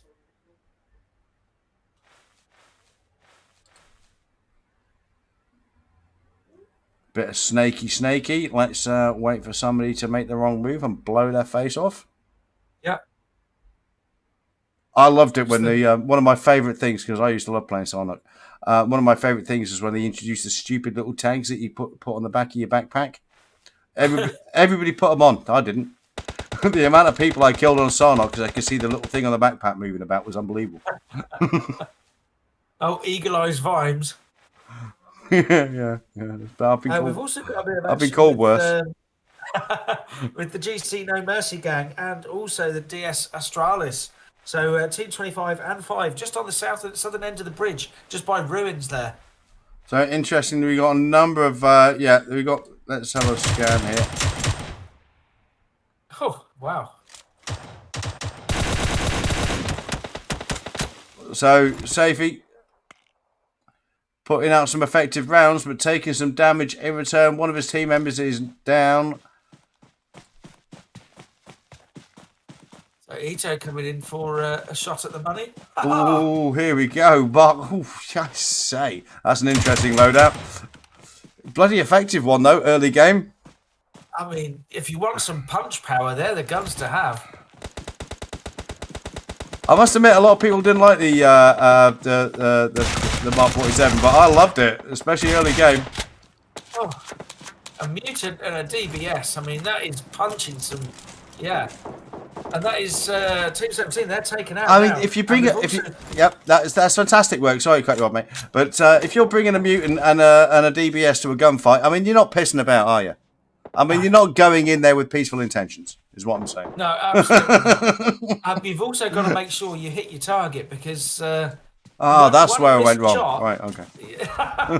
Well, one missed shot, and they've got a vehicle. Oh, but take it down. But some fantastic third-party work there. Now, some great work.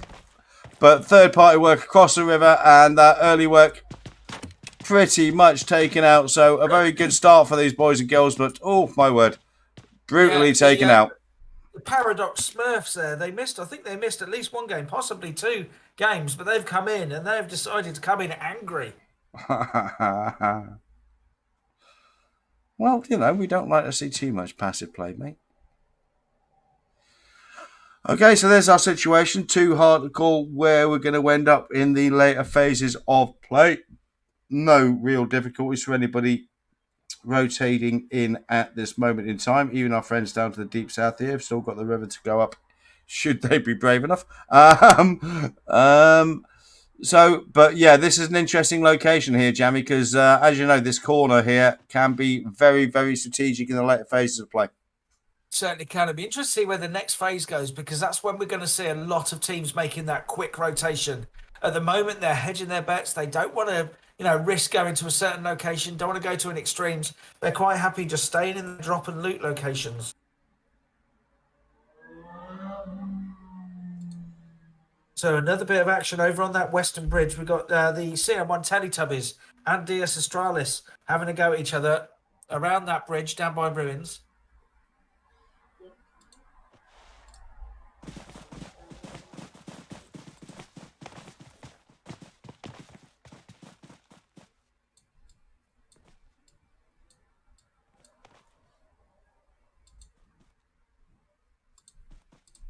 That's 5 and 16. There we go.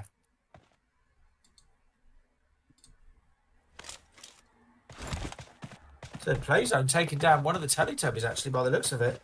And Shiwei has been taken down. Now, the zone is going to be shifting. We are going to be shifting north.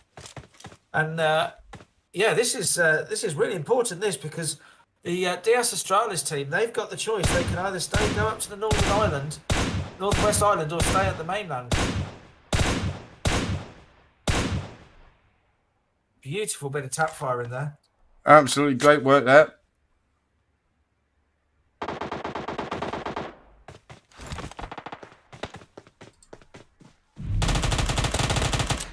And some great work coming in from Show.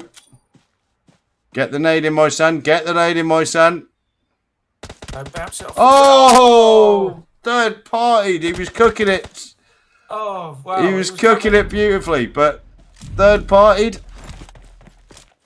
Well, E-Knight with the perfect off-angle support play there. Yeah, and really was. You just know that nade was going to be the best nade you've ever seen. But that nade was going to be, the way he was cooking that nade was going to be fatal. And what an opportune piece of fire. They owe that guy a bit. Certainly do. So E-Knight earning his money for his team there. Now we see Off Fantasy coming in next to the bridge, but really down to a few HP. Fantasy taking some shots from the DS team. And here we are with E-Knight, and looks like he's going to have a look at this. Oh, he's looking in the wrong direction. He got the other one right, but Fantasy is out of the water. And yep, there we go.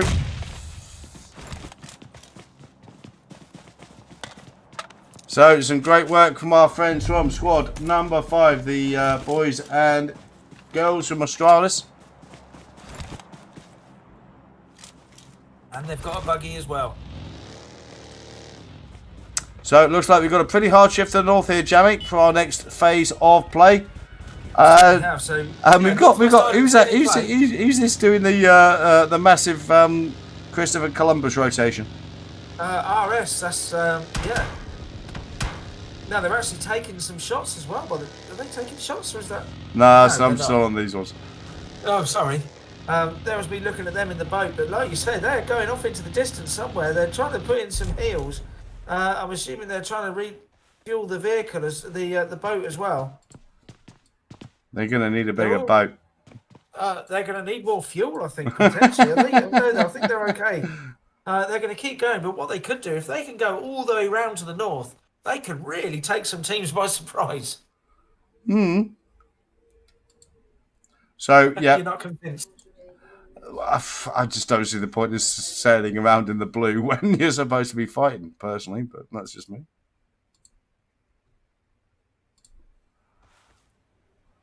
Last I checked, it was a combat game. You wanted to play. You got to stay alive as well. If you wanted to play Pirates of the Penzance, then listen to a Gilbert and Sullivan album. You know what I mean? Very modern Major General, you mean? Oh, I'm more of a HMS Pinafore kind of guy myself. But yeah. There we go. We're actually the zone is broken. We're going south now. The Northwest Island, the very edge of it, is still in play, but we're centred between Paradise and Boot Camp. So teams like ET, the Unikillers, really good position. Top, who took out the other team in Boot Camp. They're in really good, strong positions at the moment.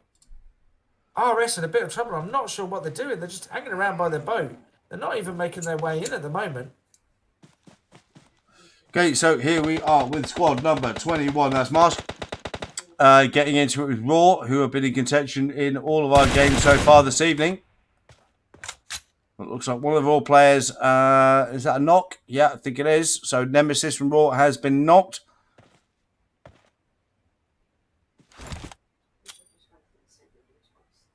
Out comes the Mortonade.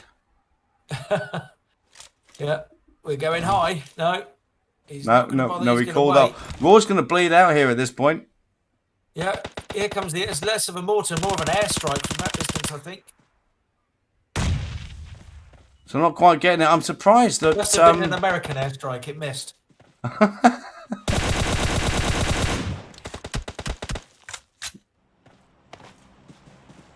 Now these guys aren't being pressured by zone. They're comfortably in zone at the moment.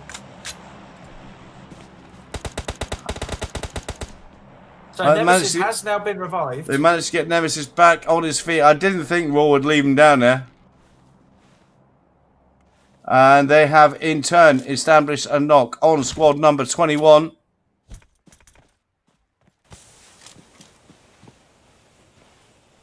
So good work there from Raw, getting the team up. And he's now a very active player again. So just to let you know, just a bit of background, the Rising Star team, RS, have made it from their little boat trip around the world. They've made it to the northern coast. They've discovered the new world. They have. They are bringing spices. So at this moment in time, we are in phase 3 of the game. 54 people left alive, 16 teams still contesting. We're here with Team Raw, number 11, coming up against our friends team number 21. That is Mask. Now, Raw maintaining their position in this compound. Establishing the knock now. Looks like we've also got some third-party work coming on. Now I'd expect Raw to push this. Yeah, they've got a 4v2. However, it looks like they're coming in for some nasty third-party work from the rear. And nobody likes that. So is that Sept coming in? I think it is. So coming in from just the other edge of zone. So they've been looking over at Team 21 Mask. But actually what's happening is Team 7 Sept have been watching that fight and putting the shots in. And we can see now that Sept are going to be able to try and gatekeep Raw from getting into zone. They're so close to zone. Yep. And Sept have taken a beautiful position here. They have. Look at that lovely spread they've got. Really controlling that southeastern corner. We've still got southeastern quadrant. So we've got most players on the main island. However, we still have DS over to the west. Raw seem to be up against them and getting the upper hand in their fight against Mask with Sept, also making sure they're not too far away. 7 Ravens keeping them honest. We've got a lot of teams out here to the north, Jabby. That's going to be a tough rotation. Yeah, it is. And we saw the Rising Stars. They took that rotation in on by the boat. So they're just, making even more numbers up in the north. They're about to come up against ET and also the Unikillers as well. So as we predicted, Raw breaking out of their compound, clearing up the team in front of them. However, they know they've got plenty around. They know they have Sept around there.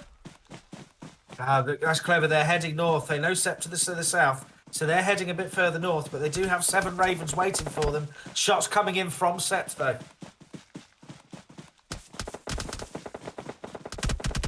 They're certainly under some pressure now.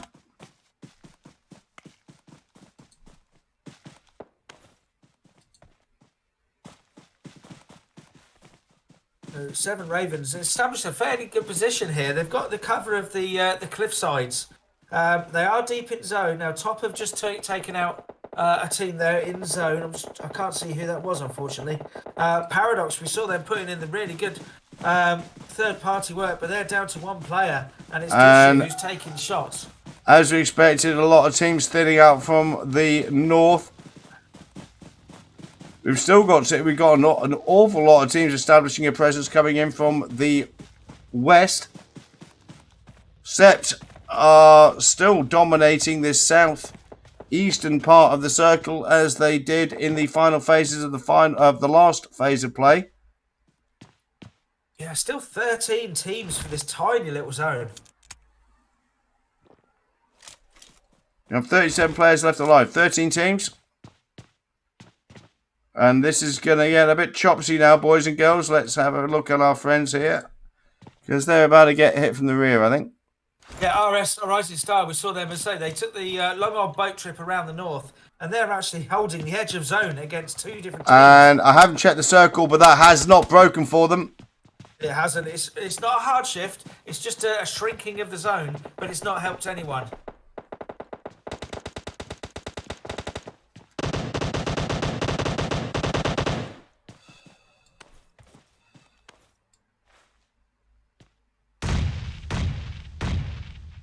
Blimey. Talking of water attacks. I'm assuming some of these people are just not happy with each other, Jamie. I think they need to have a word. Step into my exploding office. And I rather suspect that our friends here are under a world of hurt. They're not going to get out. Let's have a check for 7 Ravens. They seem to be right into it with Raw. They are. They were in that area of good cover, but and some Nemesis doing some great work there. So here we are with Ken from 7 Ravens. He's got 1 teammate now. He's got Nemesis pushing on his left flank. ADS is down. The AK-47 doesn't make it. Top Boy doing his business. Goes for the drop shot. Doing some massively good work, Top Boy. Takes some rounds for it. Can he get to safety? Has to leave his teammate, but ultimately gets hit in the back. We've still got our friends from Sept here. Yeah, he was. He just managed to get away and taken down the players, but then it's Sept who were just waiting for him. We've thinned out to 5 teams remaining. Duchu from PDX Smurfs. And here we are with our winners of our last game, Liquid Demons. They're getting into it with Sept cross compound. They're both holding position slightly on edge or outside of zone. And look at this, it's Top that have got Team 18 that have got the advantage here of the last 3 teams remaining. They are the only ones just about in zone, but they've just had a player taken out, so there's only 2 of them remaining. Sept are starting to make their way into zone. They've got all 4 guns in the game still. So it looks like squad number 6, Liquid Demons. They're looking to make a move, but they're not getting away with it. I think our friends from Sept are doing their very best, but they're getting third-partied. So that is one down. Doku there for Liquid Demons taking down. So Liquid Demons down to 2 players, but doing a good job here. So we've got a 2v2v3. And yeah, you call it, mate, because this is a tough one. Top are in such a good position. They have high ground. They're the only ones really in a good position in zone. Top have established themselves a position in zone. We have Sept are just loading it. There we go. Sept Right are at the just end of the loading it, building. but they're gonna have to. They're gonna have to push into the open, and everybody knows where they are. So we are here with Ace from Liquid Demons. Look at that zone shift. How much has that gone in favour of Team 18 Top? They're the only ones in zone. It's shifted to them. Everyone else has got to cross the road and go up that hillside.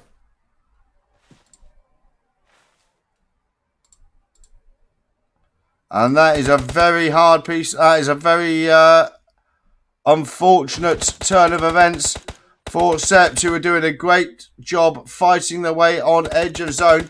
But it does look like they're really going to be up against it now. They're both breaking cover at the same time. Both teams.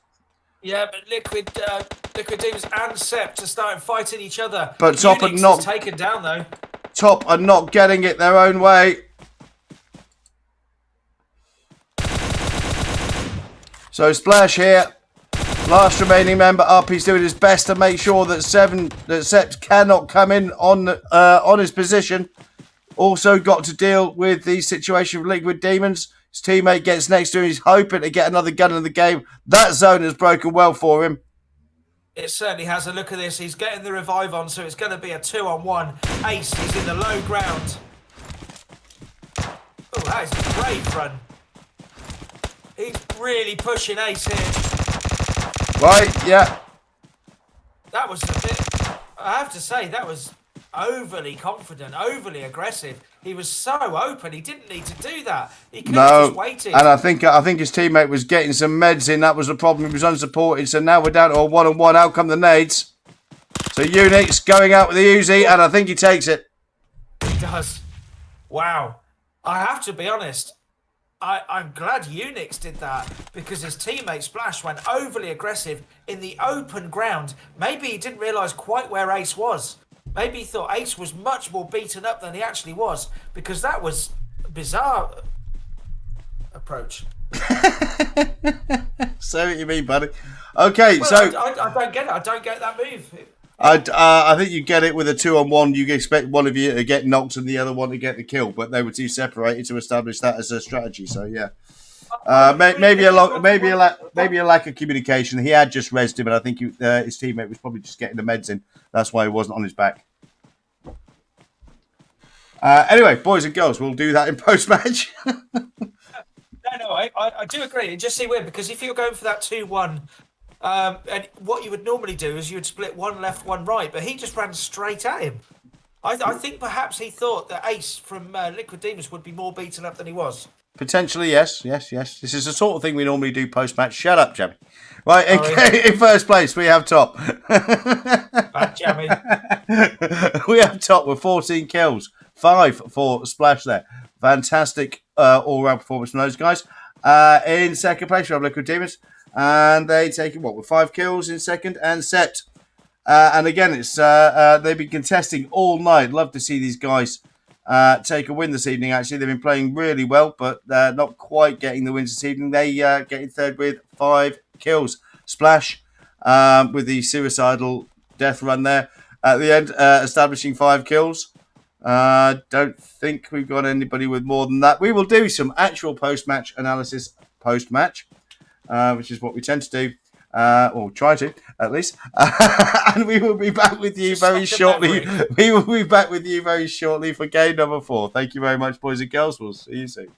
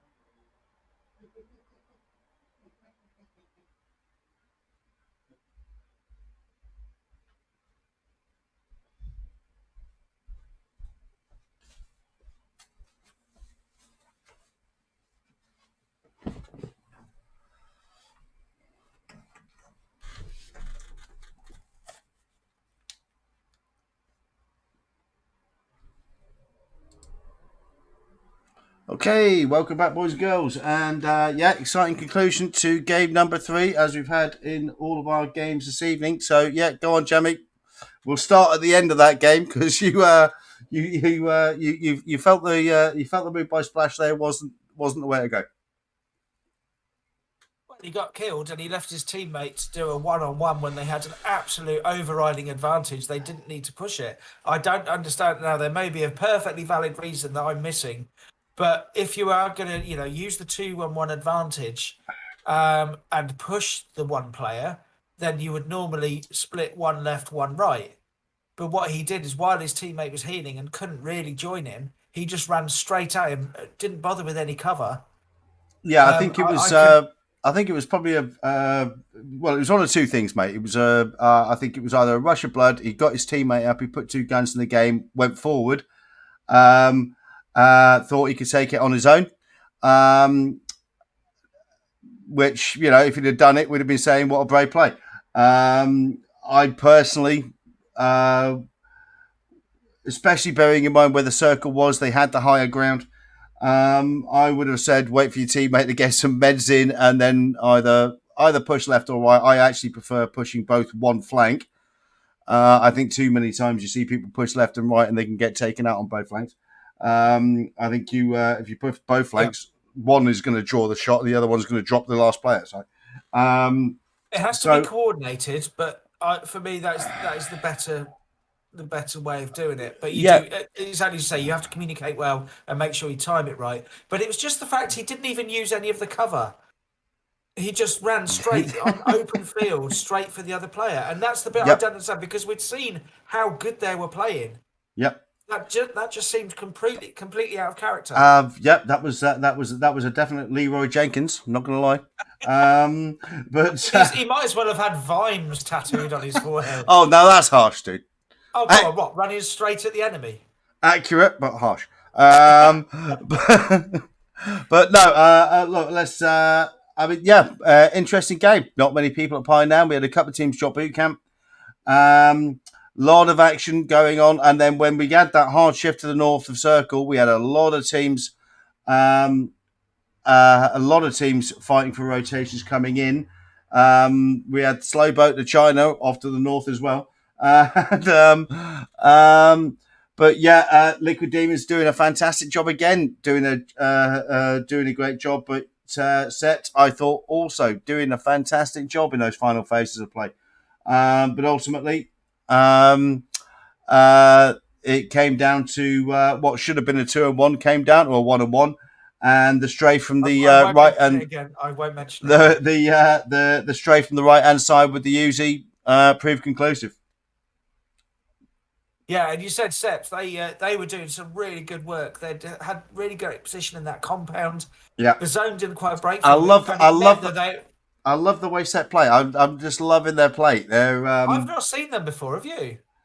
I don't think I've ever commented. I don't think I've ever casted them before. No. I'm loving the way I'm loving their play. I must admit, I'm loving their play. I'm obviously as a caster, you just cover what's in front of you, right? But no, I'm loving their play. I'm loving their style of play. Liquid Demons, I'm loving their style of play, especially that game on Miramar was unbelievable. But I mean, let's face it, mate. I mean, when you've got the likes of Estrada, CM1, Angry Birds, Unikillers, CG, we've seen them. GC, sorry, we've seen them clear up so many times. Teams from Paradox, TipTop. It's nice to see teams that I haven't cast before playing some very, very, very interesting, very effective scrim play. Makes it exciting for us to cast it, frankly. Yeah, and the things with Seps, they took that compound really well. They were doing some great work taking out other teams from that compound. Unfortunately, the way the zone broke, It was just the very edge of one building was in zone, which meant they were all compressed. They had to come the same route. They had to come out the same door, and then they had to try and come out the same route. So as they tried to make their way out and across, they were being taken out from two different locations. Yep. So we're not too far away now, I think, from our final game of the evening, which will be back on Erringle, seeing as though the gods of Not PUBG Vikendi. have decided that Vikendi is no longer featured. May you burn in hell. So yeah, we're back on Erringle. I've often noticed, Jamie, that when we have two Erringle games, the second one tends to be a lot more exciting than potentially the first. Not that the first wasn't exciting, but it was pretty passive for about the first 3-4 phases of play. So it'd be interesting to see how the teams go into this one. Yeah, and it's only to say we often get, whereas the first Errigal game, everyone, it's a very benign flight line, so everyone was able to drop to their normal locations, and that meant everyone was spread out. We didn't have people concentrated at Milter or Chinky or Georgetown or wherever. I mean, the thing just as a caster, I mean, I get it, guys. You're all better players than we are, right? But you do understand the sole purpose of your existence right now is to provide good entertainment for the stream, not to actually Yes, win. entertain me. I'm going to have 19 comments in the thing that says, "So piss off, Vimes." Hey, you'd be lucky if it was only 19 for once. Yeah, I'd be lucky if there were 19 people actually commenting, mate. Yeah. Well, but you're right what you say, that compared to the first Erangel game, the second one, what we normally get, even if the flight line is exactly the same, Yeah. we do tend to get a lot more early game action, a lot more bunching in the usual places, depending on where the flight line is. Teams are more aggressive and do tend to go a bit And more hell for leather in the first 5 minutes. I'm not gonna lie. I mean, Errigal is a map that I think like a lot of people, I just got bored of playing. Just played Yeah, it so often. But when the revamp of the Errigal map came in, and that really did change the ability to rotate fast aggressively, I felt to hold compounds. With some of the trench locations, especially some of the higher ground locations where you had trench locations and higher ground. I felt that map change actually really did change the nature of the gameplay on the map. I agree. And like you say, one thing it did do is it helped teams rotate quickly and more aggressive. A few smaller compounds were added, which helps with, especially those late games where you need someone to have a bit of cover, but also it means that you get the compound crashes like we get on Vikendi. Like we used to get on Vikendi. Oh. Yeah, thanks for that, Pluto. See, he hasn't thought about Vikendi for a week, and then you go and tease him like that. I don't know what's going on with you people.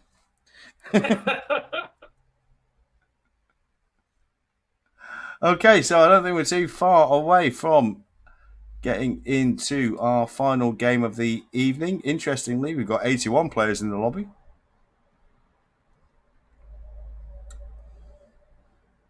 Oh, yeah. That's it. Yeah, that's clever. Yeah, well, we'll see.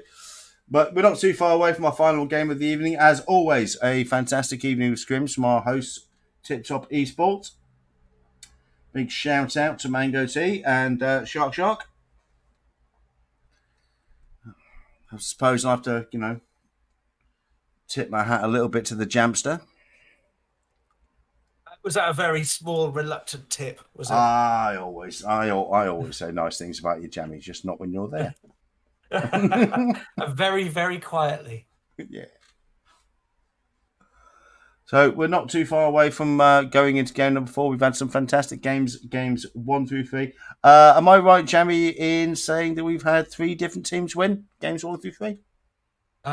We have indeed. Yes. So no one team is dominated, which is good. We've certainly had the same teams contested towards the end. Steps have been very good. Raw have been very good.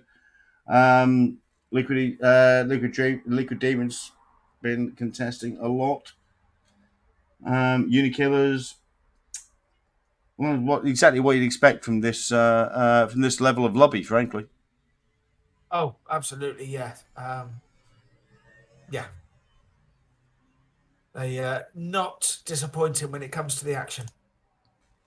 Okay, so looks like we're not too far away from the plane. This is the bit where I have to turn my volume down because all you lunatics decide to shoot at each other. Yeah, they can't wait until they get in game. They have to do it in the lobby. I mean, whoever at Tencent decided this was a good addition to the game, if you're a streamer, was yeah, off his tits on something. Well, this was the burning issue of the game, wasn't it? If you think about it, there were so many things that needed addressing, and this was the biggest issue. The thing I also, again, I'm speaking from a caster's point of view. The thing, the changes recently that this is just annoying, and taking the numbers of the squads on the map. I thought that was. Oh, that's yeah. I didn't see the point of that at all. No, I'm just looking now at the teams. I'm just checking if that's correct. If you look at team number 5, the DS Australis team, on the plane, We've got 81 players, Jamie. we have E-Knight is the one. Every other team is a full 4-man team, whereas DS Australis is E-Knight on his own. He is rolling his sleeves up and he is going out hard.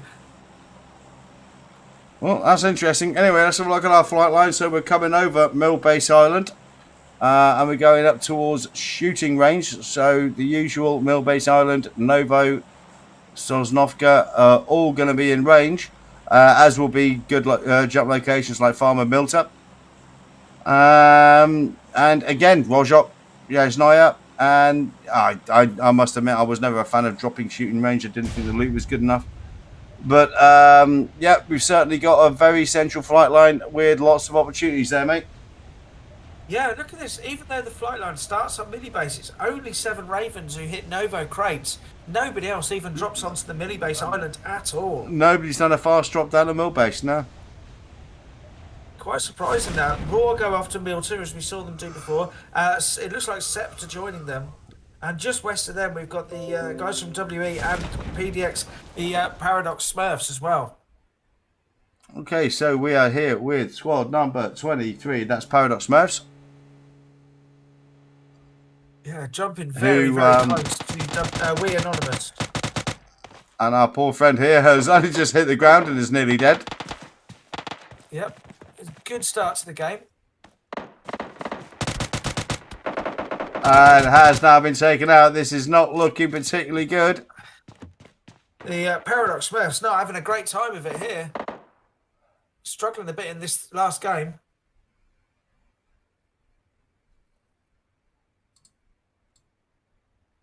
That is the nature of dropping next to a squad. It does literally come down to the guns you land on. Yeah. And over in Milton Village, we've got a similar thing going on with Sept and Raw. 2 teams that have been featuring very heavily in the later stages of the previous games. So nice, smoking out the rear flank, closing the door, making sure they've got access to a vehicle.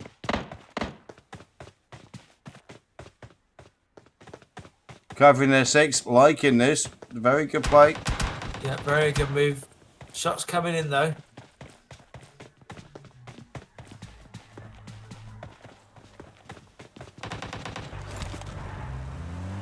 Yeah, get the vehicle safe. Good move. Yeah, we do see it quite a lot with them smoking the vehicle and allowing that initial movement because you're so slow moving off. You've got to cover that initial movement. And here comes the push. And that's a beautiful piece of work with the Bison there. Nice straight fire from the side of the building. And he's tracking that team around. He wants this team. He wants on top of this door. But look, the player that Team 10, We Anonymous, they left one player behind, providing that wide-angle support. And looks like they're both going as a duo to take to push this one.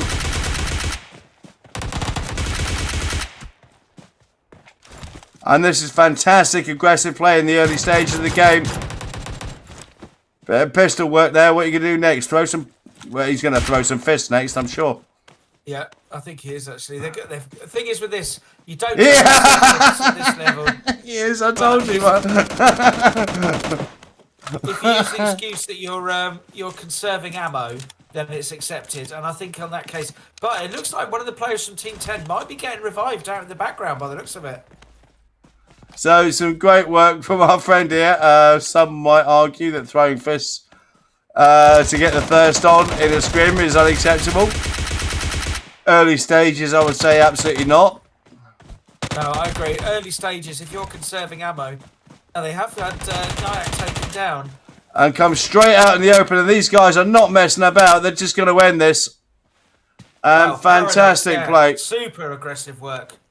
Fantastic play. They did lose a player, but they're going to get their third player up. And what a fantastic piece of play from...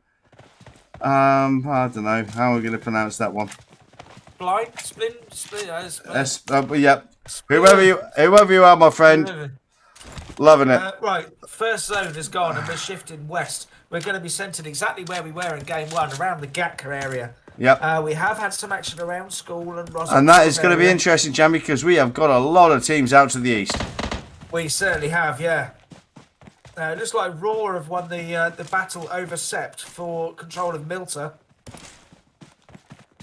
So that's Sept going out, which I must admit I'm a little bit disappointed about. I love the way that Sept were playing the game this evening, but sorry to see them leave so early in game number 4.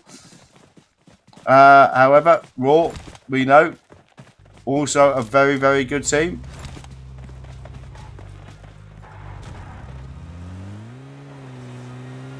So I'd imagine now we're going to get a bit of a consolidation, Jamie. Everybody's going to get mobile. Everybody's going to be looking to rotate.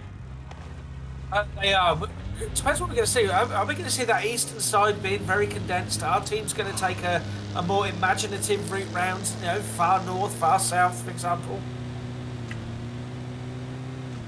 I'd like to see someone hitting that western coast because no one's over there at the moment. Well, the teams who are already in centre zone have got no reason to give that up, and that's going to be very difficult for anybody else to rotate coastwise. It is. Just looking. Yeah, I'll see where people are. Now So we're going to we've get still got we're going to get at least one phase of play, possibly two. That's all about death race, mate. Everybody's moving in vehicles.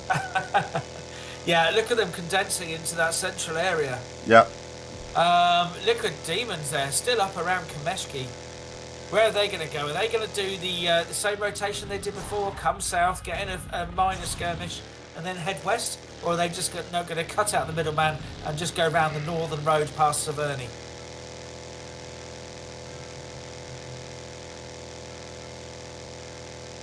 No, they're going to do Game of Thrones, mate. They're going to go what's west of Westeros and sail around the coast. Hop out around on the eastern side. Yeah.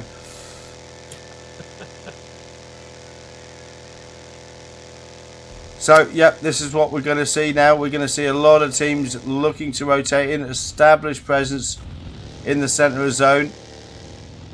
Well, that's also the trouble. Or at least a position in zone. Flight line and a western zone is teams, you know, they drop to their normal places around the eastern side. They've got such a long rotation in.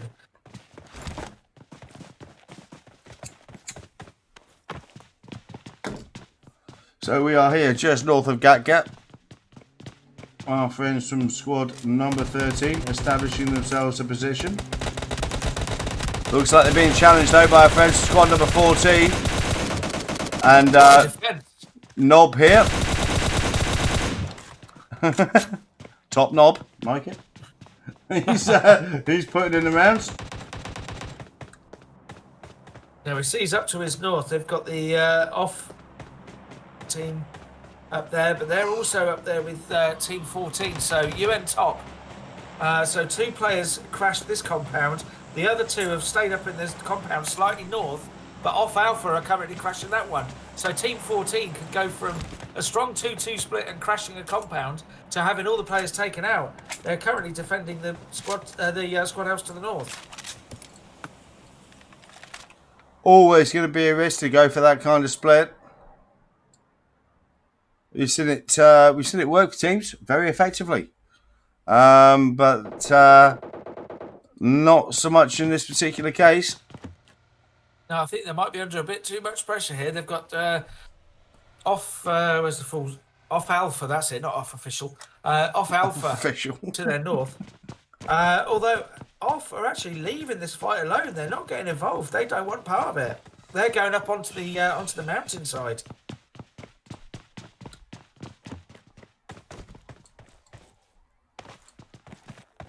So we've got at least one team establishing a position on the top of Everest. We've got teams at the southern slopes of Everest. We've got a lot of teams establishing themselves.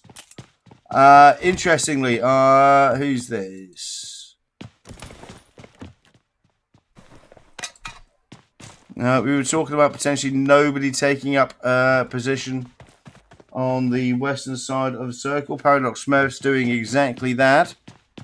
Yeah, after their really good aggressive work we saw a short while ago down by that sort of farm area. Still nicely split as well. They're still in their looting phase. Look, they're going around as almost as individuals. Just still looting.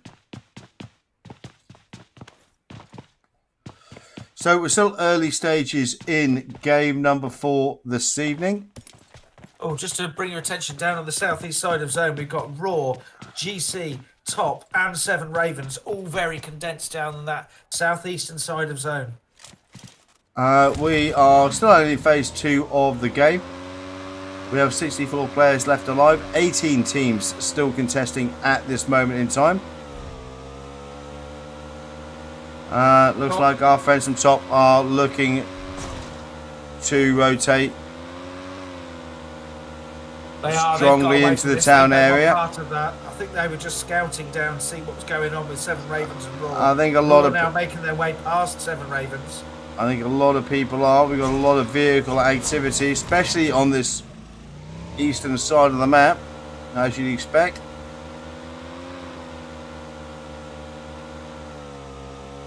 Chiefs also now starting to rotate in from the north.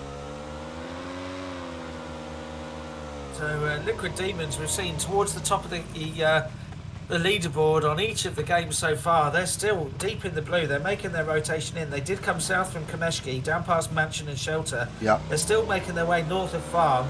Now they do have the Teletubbies in front of them. Interestingly, CN1 Teletubbies, we know they are masters of this map, and they tend to do this a lot. They tend to rotate in a little bit later and then crash compound and defend it. That'll be interesting to see if that's what they play this time. And we've also seen how good they are at defending a position as well. But we're getting a lot of congestion in this centre part of zone, Jamie. We certainly are, yeah. And our team's going to be going for those Gatka, the big trenches like we saw in game number 1. The zone has shifted slightly south.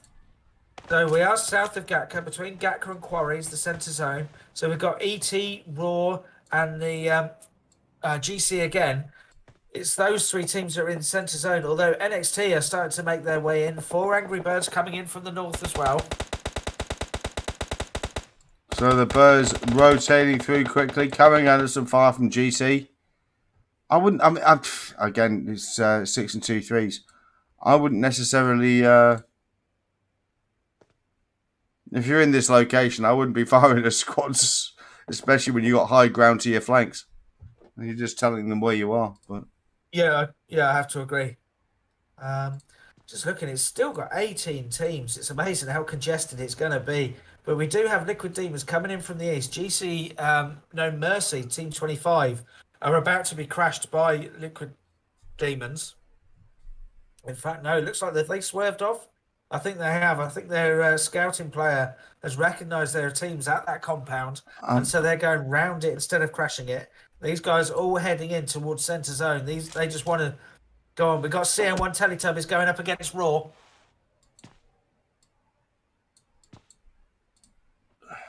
But that's another one. They're having to divert away from that squad house. Everyone's looking to try and crash a compound, but every compound pretty much is occupied. so this is the interesting thing. Everybody trying to occupy some ground. Now we are here with Top. Squad number 18, they're getting into it with RS. Rising Stars, who have already taken a win this evening. However, one of their players has been knocked. Looks like we've got some great DP work coming in there. So we have 2 players not from this team. And Mafia putting in some good work. Now it's only Mafia and Nemesis still on the feet. Here he comes with the defence, but he's taken down by Splash and confirmed as well. Yeah. So we are now down to just Nemesis on his feet. And that was an incredibly great push. That was a fantastic push from the guys from top there. They spotted the compound. They wanted it. They went in and they took it.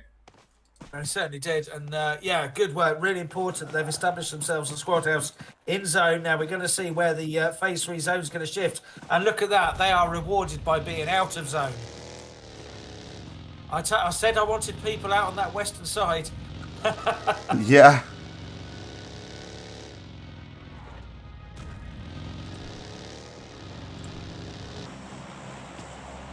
So here we are with squad number 21, and that is Mask. We did cover them briefly in the last game. Looks like they're getting into it with our friends from UN Top.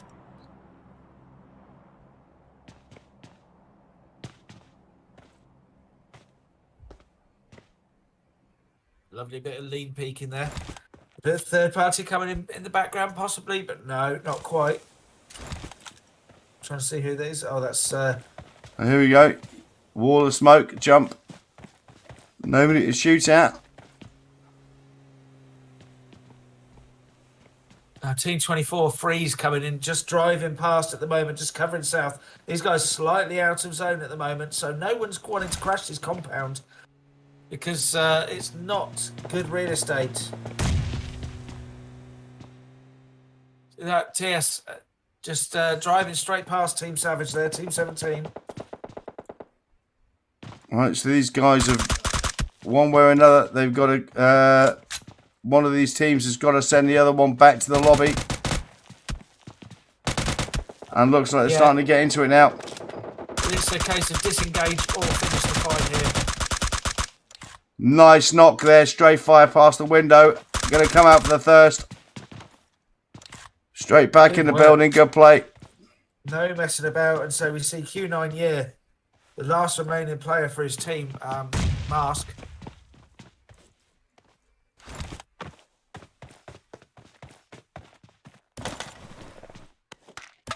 And he's going to kill him and steal all his stuff. Well, so there we go, 16 teams remaining, phase 3 of the game. So, yep, this is our general situation on the map, and that actually favours a hard rotation round to the north of that zone. It does. Interesting to see what Seven Ravens have done. They've been skirting, and once they came across from Novo Crates, they've been skirting along the southern coast of the mainland here. Now, they're currently in Primorsk. They didn't need to go there, but they're obviously picking up vehicles, they're picking up loot, they're not getting involved in fights they don't need to take. And so I would assume they're going to be very, very well stocked when it comes to the later stages. And this is interesting because we mentioned this earlier, Jamie. CN1, even though they're outside of zone, coming into some of those phases of play, have taken a very hard shift centre zone, looking to defend their ground. We've seen them do it before. Yeah, they don't have a huge amount of cover, but they've got a great position. We've got a couple of teams rotating in from the southwest, all in vehicles, so they're going to be looking for a hard crash, I'd imagine. Probably into each other at this point.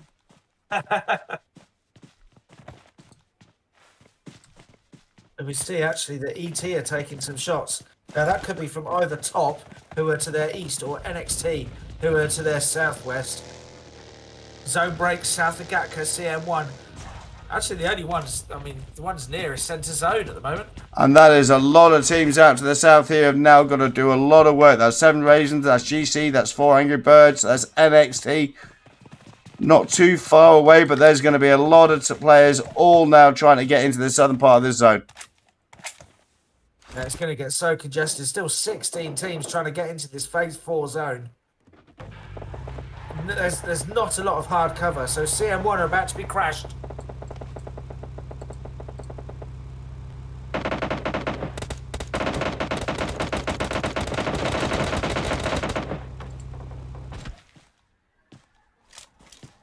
So 2 of the CMWM players are down. They're getting crashed by squad number 15. They've got to be careful because they've also got... One of squad number 15 has also been taken out. We got also elements of squad number 24 off to the right flank.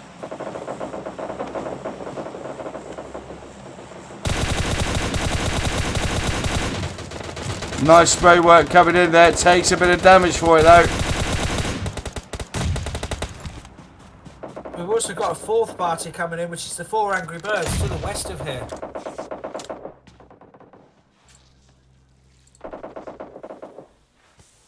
So we've gone 4 from Angry 18 Birds. to 15 very quickly. 4 Angry Birds not too far off the periphery of this one. We got 1 player knocked.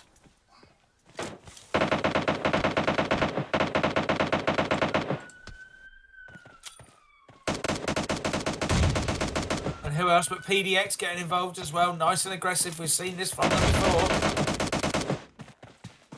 My friend there putting out an aid. Looking location, establishing hard cover. They're slightly out of zone at this moment in time. We'd have to say they've got the opportunity to push here. Which is they've got teams coming in from the west. Teams coming in from the outer zone.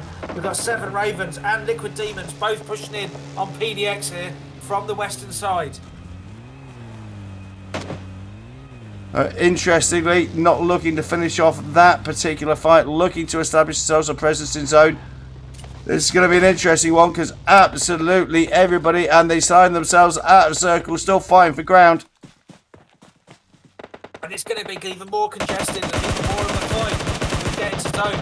And look at all of this action, jammies, all happening to the west of circle.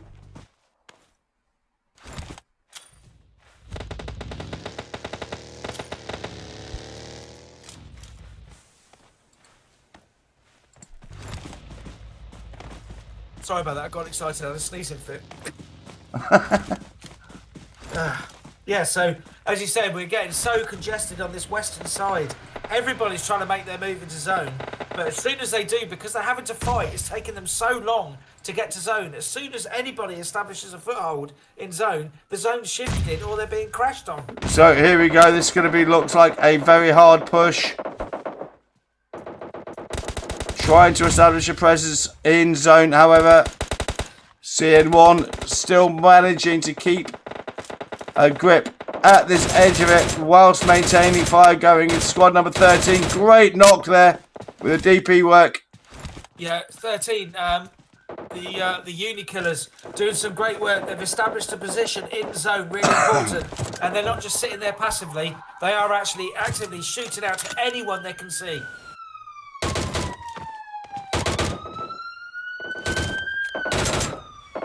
So Zay, as usual, laying down as much fire as he can. Making himself an absolute nuisance, engaging multiple teams. Everywhere he looks, there's someone to shoot at. He must be loving it. Yeah, I'd imagine so. Okay, our general situation. We are 30 players left alive. 10 teams on the ground, phase 5 of the game. Yeah, the Uni Killers established a position centre zone, but it's not a comfortable position.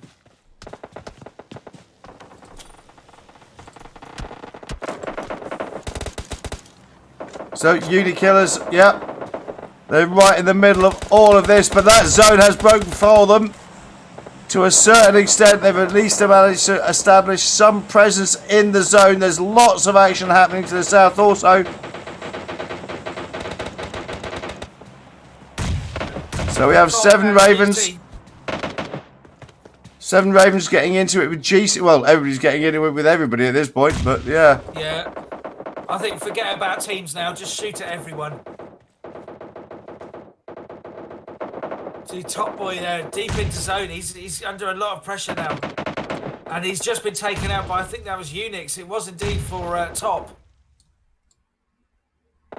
So we're down to 7 teams now. Phase 6 of the game. Still 7 teams, 20 players remaining. The Uni Killers making their way into zone. One of the players, I think, is Unix, who was first in. Raw are now crashing in onto zone. And Raw looking to establish a position north of this zone now. And They don't have great hard cover here, but they're establishing a good position. They will have to cover their flanks, however. But a lot of teams are taking huge chunks out of each other, even trying to get into this zone. That could favour them. Now here we go. There's a fast crash rotation coming in.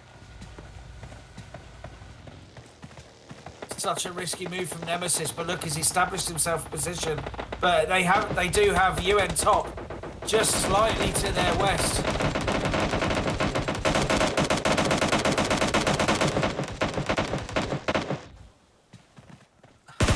So here we are with Nemesis. Desperately trying to get some height so he can see over the smoke without giving up his own position. So we are down to 5 players left alive. It's only the 2 teams. So we are down to squad number 11. That's Raw. Raw looking to really put the hurt on our 2 friends here from squad number 14. Yeah, the player from UN top, And now let's have a look at this. Raw also establishing a flanking position with Vanix. Good right there. They've got that off angle. That's really decisive. Yeah, okay, lying on top of the burning vehicle. Interesting. Just keep him warm. So Vanix doing a great job, but has been taken out. So the flanker has been taken out.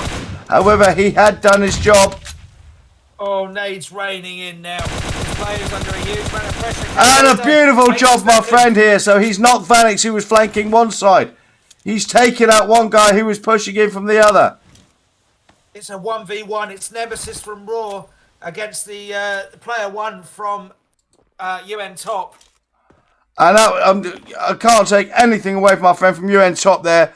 Vanix did a great move to take out his compatriot, but took Vanix out, took another one coming in, and now we're getting into a one-on-one. However, it looks like our friend's got a break cover here, and there we go. Nemesis clearing that one up. Nemesis knew that Yep, I'll let you do that. I won't do it again. I'll let you do the rundown. So that was, just fantastic work from Raw there towards the end. But can't take anything away from UN top there, especially from, I'm sorry, I can't pronounce the names, but the guy who took out Vanix is the flanker and the other guy coming in. But Raw ultimately take the win. They take that with 9 kills. In second place, we have UN top. They take that with 7. And in third place, we have Unikillers, and they take that with 8. Looks like we've got a couple of people on 3s and 4s there. Jamie, I don't know if you got a few fellas from top there with 4. Keep going down to Paradox. Oh, sorry, yeah. So Paradox in 6. Dishu with 9, of course. Yeah, a few with 4. Shiwei with 3 kills. But yeah. But some absolutely fantastic work there, and what a fantastic conclusion to game number 4 there, Jamie. And certainly not a repeat of game number 1. That one. It certainly was. I mean, we saw aggression all the way from the very start. Really good work at the very start, just west of Farm there, all the way through. And I'll be honest, that was absolute chaos at the end. There was just people and teams everywhere. We didn't know where to look.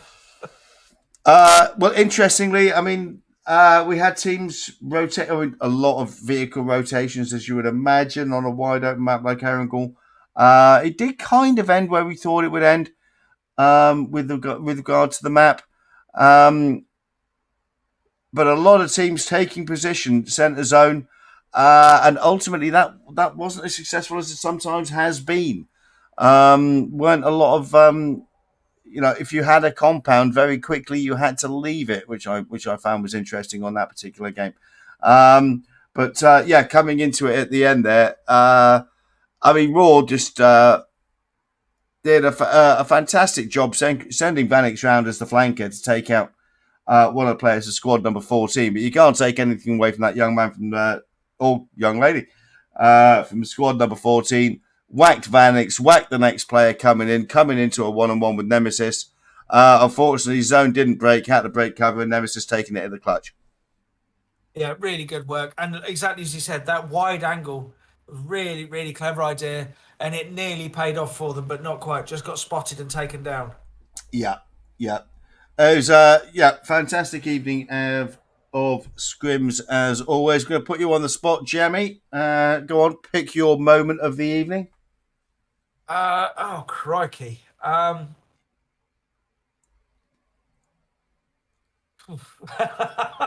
Oh, you've got me now. I don't know. I honestly don't know. Um, well, I mean, the one that sticks into my mind is that very strange one on Sandhawk at the very end, where he just ran straight to the other player, avoided the cover, and just ran straight at him. Just went full Leroy Jenkins. So, next time you see somebody do that, mate, I'm just literally going to yell Leroy Jenkins at the microphone. Well, I think that's that's going the to. thing. I think that's going to test the integrity of my pop filter. But that's the thing. The reason it stands out to me is because we don't see gameplay like that very often at this level, where it's just a case of running straight at the opposition. Uh, yeah, it was an interesting call, but ultimately the team won. For me, I think squad number 19. That our first game, Aaron Gould. That rotation. We had Uni Oh, Killers oh, there. We had 100%. Raw. But was it Rising Stars? Was it? Yes, it But was. Yeah. but yeah, 19 literally disengaging from Raw, doing that hard shift into zone in the vehicles, very fast crash, knowing they had players on their flanks, and then basically gatekeeping the hell out of it. I thought that was exciting play. I think for the best strategic play of the evening, I mean, you've got to go with our friends from squad number 6, haven't you, on Miramar? Oh, Um, that position there. I mean, yeah, defending that position, holding that high ground, holding that hard cover, so strategic, sending the play around, just to spoil everyone else's day, just to stop them rotating in and coming away with 10 kills. Really, really good yeah, work from it them. was Liquid Demons, wasn't it? That's the one. Uh, but yeah, Liquid Demons controlling that compound. I mean, they weren't getting it their own way. Lots of people wanted it. I mean, why wouldn't you? High compound on Erangel. On Miramar. Edge of circle. But I love that from the point of view that you quite often see teams hit centre zone and control ground that way. I love the way they did it from the edge of zone. And absolutely nobody had any chance coming through there. Um, Very interesting conclusion to game number 3. A good game throughout. And at the end there, I mean, fantastic play from Raw. I was sorry to see Sept potentially not take a win this evening. I thought they played very, very well all game. I know they got taken out very early, game number 4. Um, but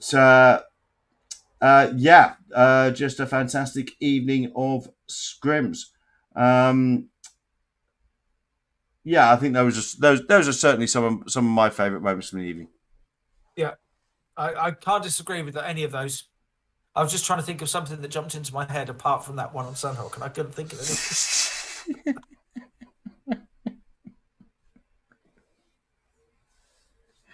Oh, dear. Anyway, boys and girls, that concludes our evening of covering another evening of TipTop EU Open Scrims. I'd like to say many thanks to our good friends, the boys and girls at TipTop Esports, as always, putting on a fantastic event. Mostly to the players. You don't have an event without you boys and girls doing what you doing it so well, and making it so easy for the likes of us mere mortals to to cast and have a lot of fun. So it's been a great privilege and a joy. Uh, as always, big shout out to my co-caster, Jamie. Jamie, you big spamster hamster. Love you. Hello, Tim. Thank you so much. Yeah, it's been a brilliant night of scrims. As always, I expect nothing less from these guys at Tip Top. Yeah. Brilliant work. Thank you to all who were in the chat and contributed. Always a great boost. Thank you very much indeed for supporting the channel.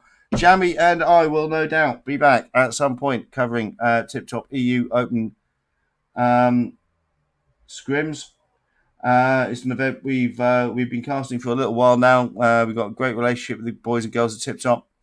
Obviously, we do cast other things as well, but this is one that I must admit that we do tend to look forward to doing.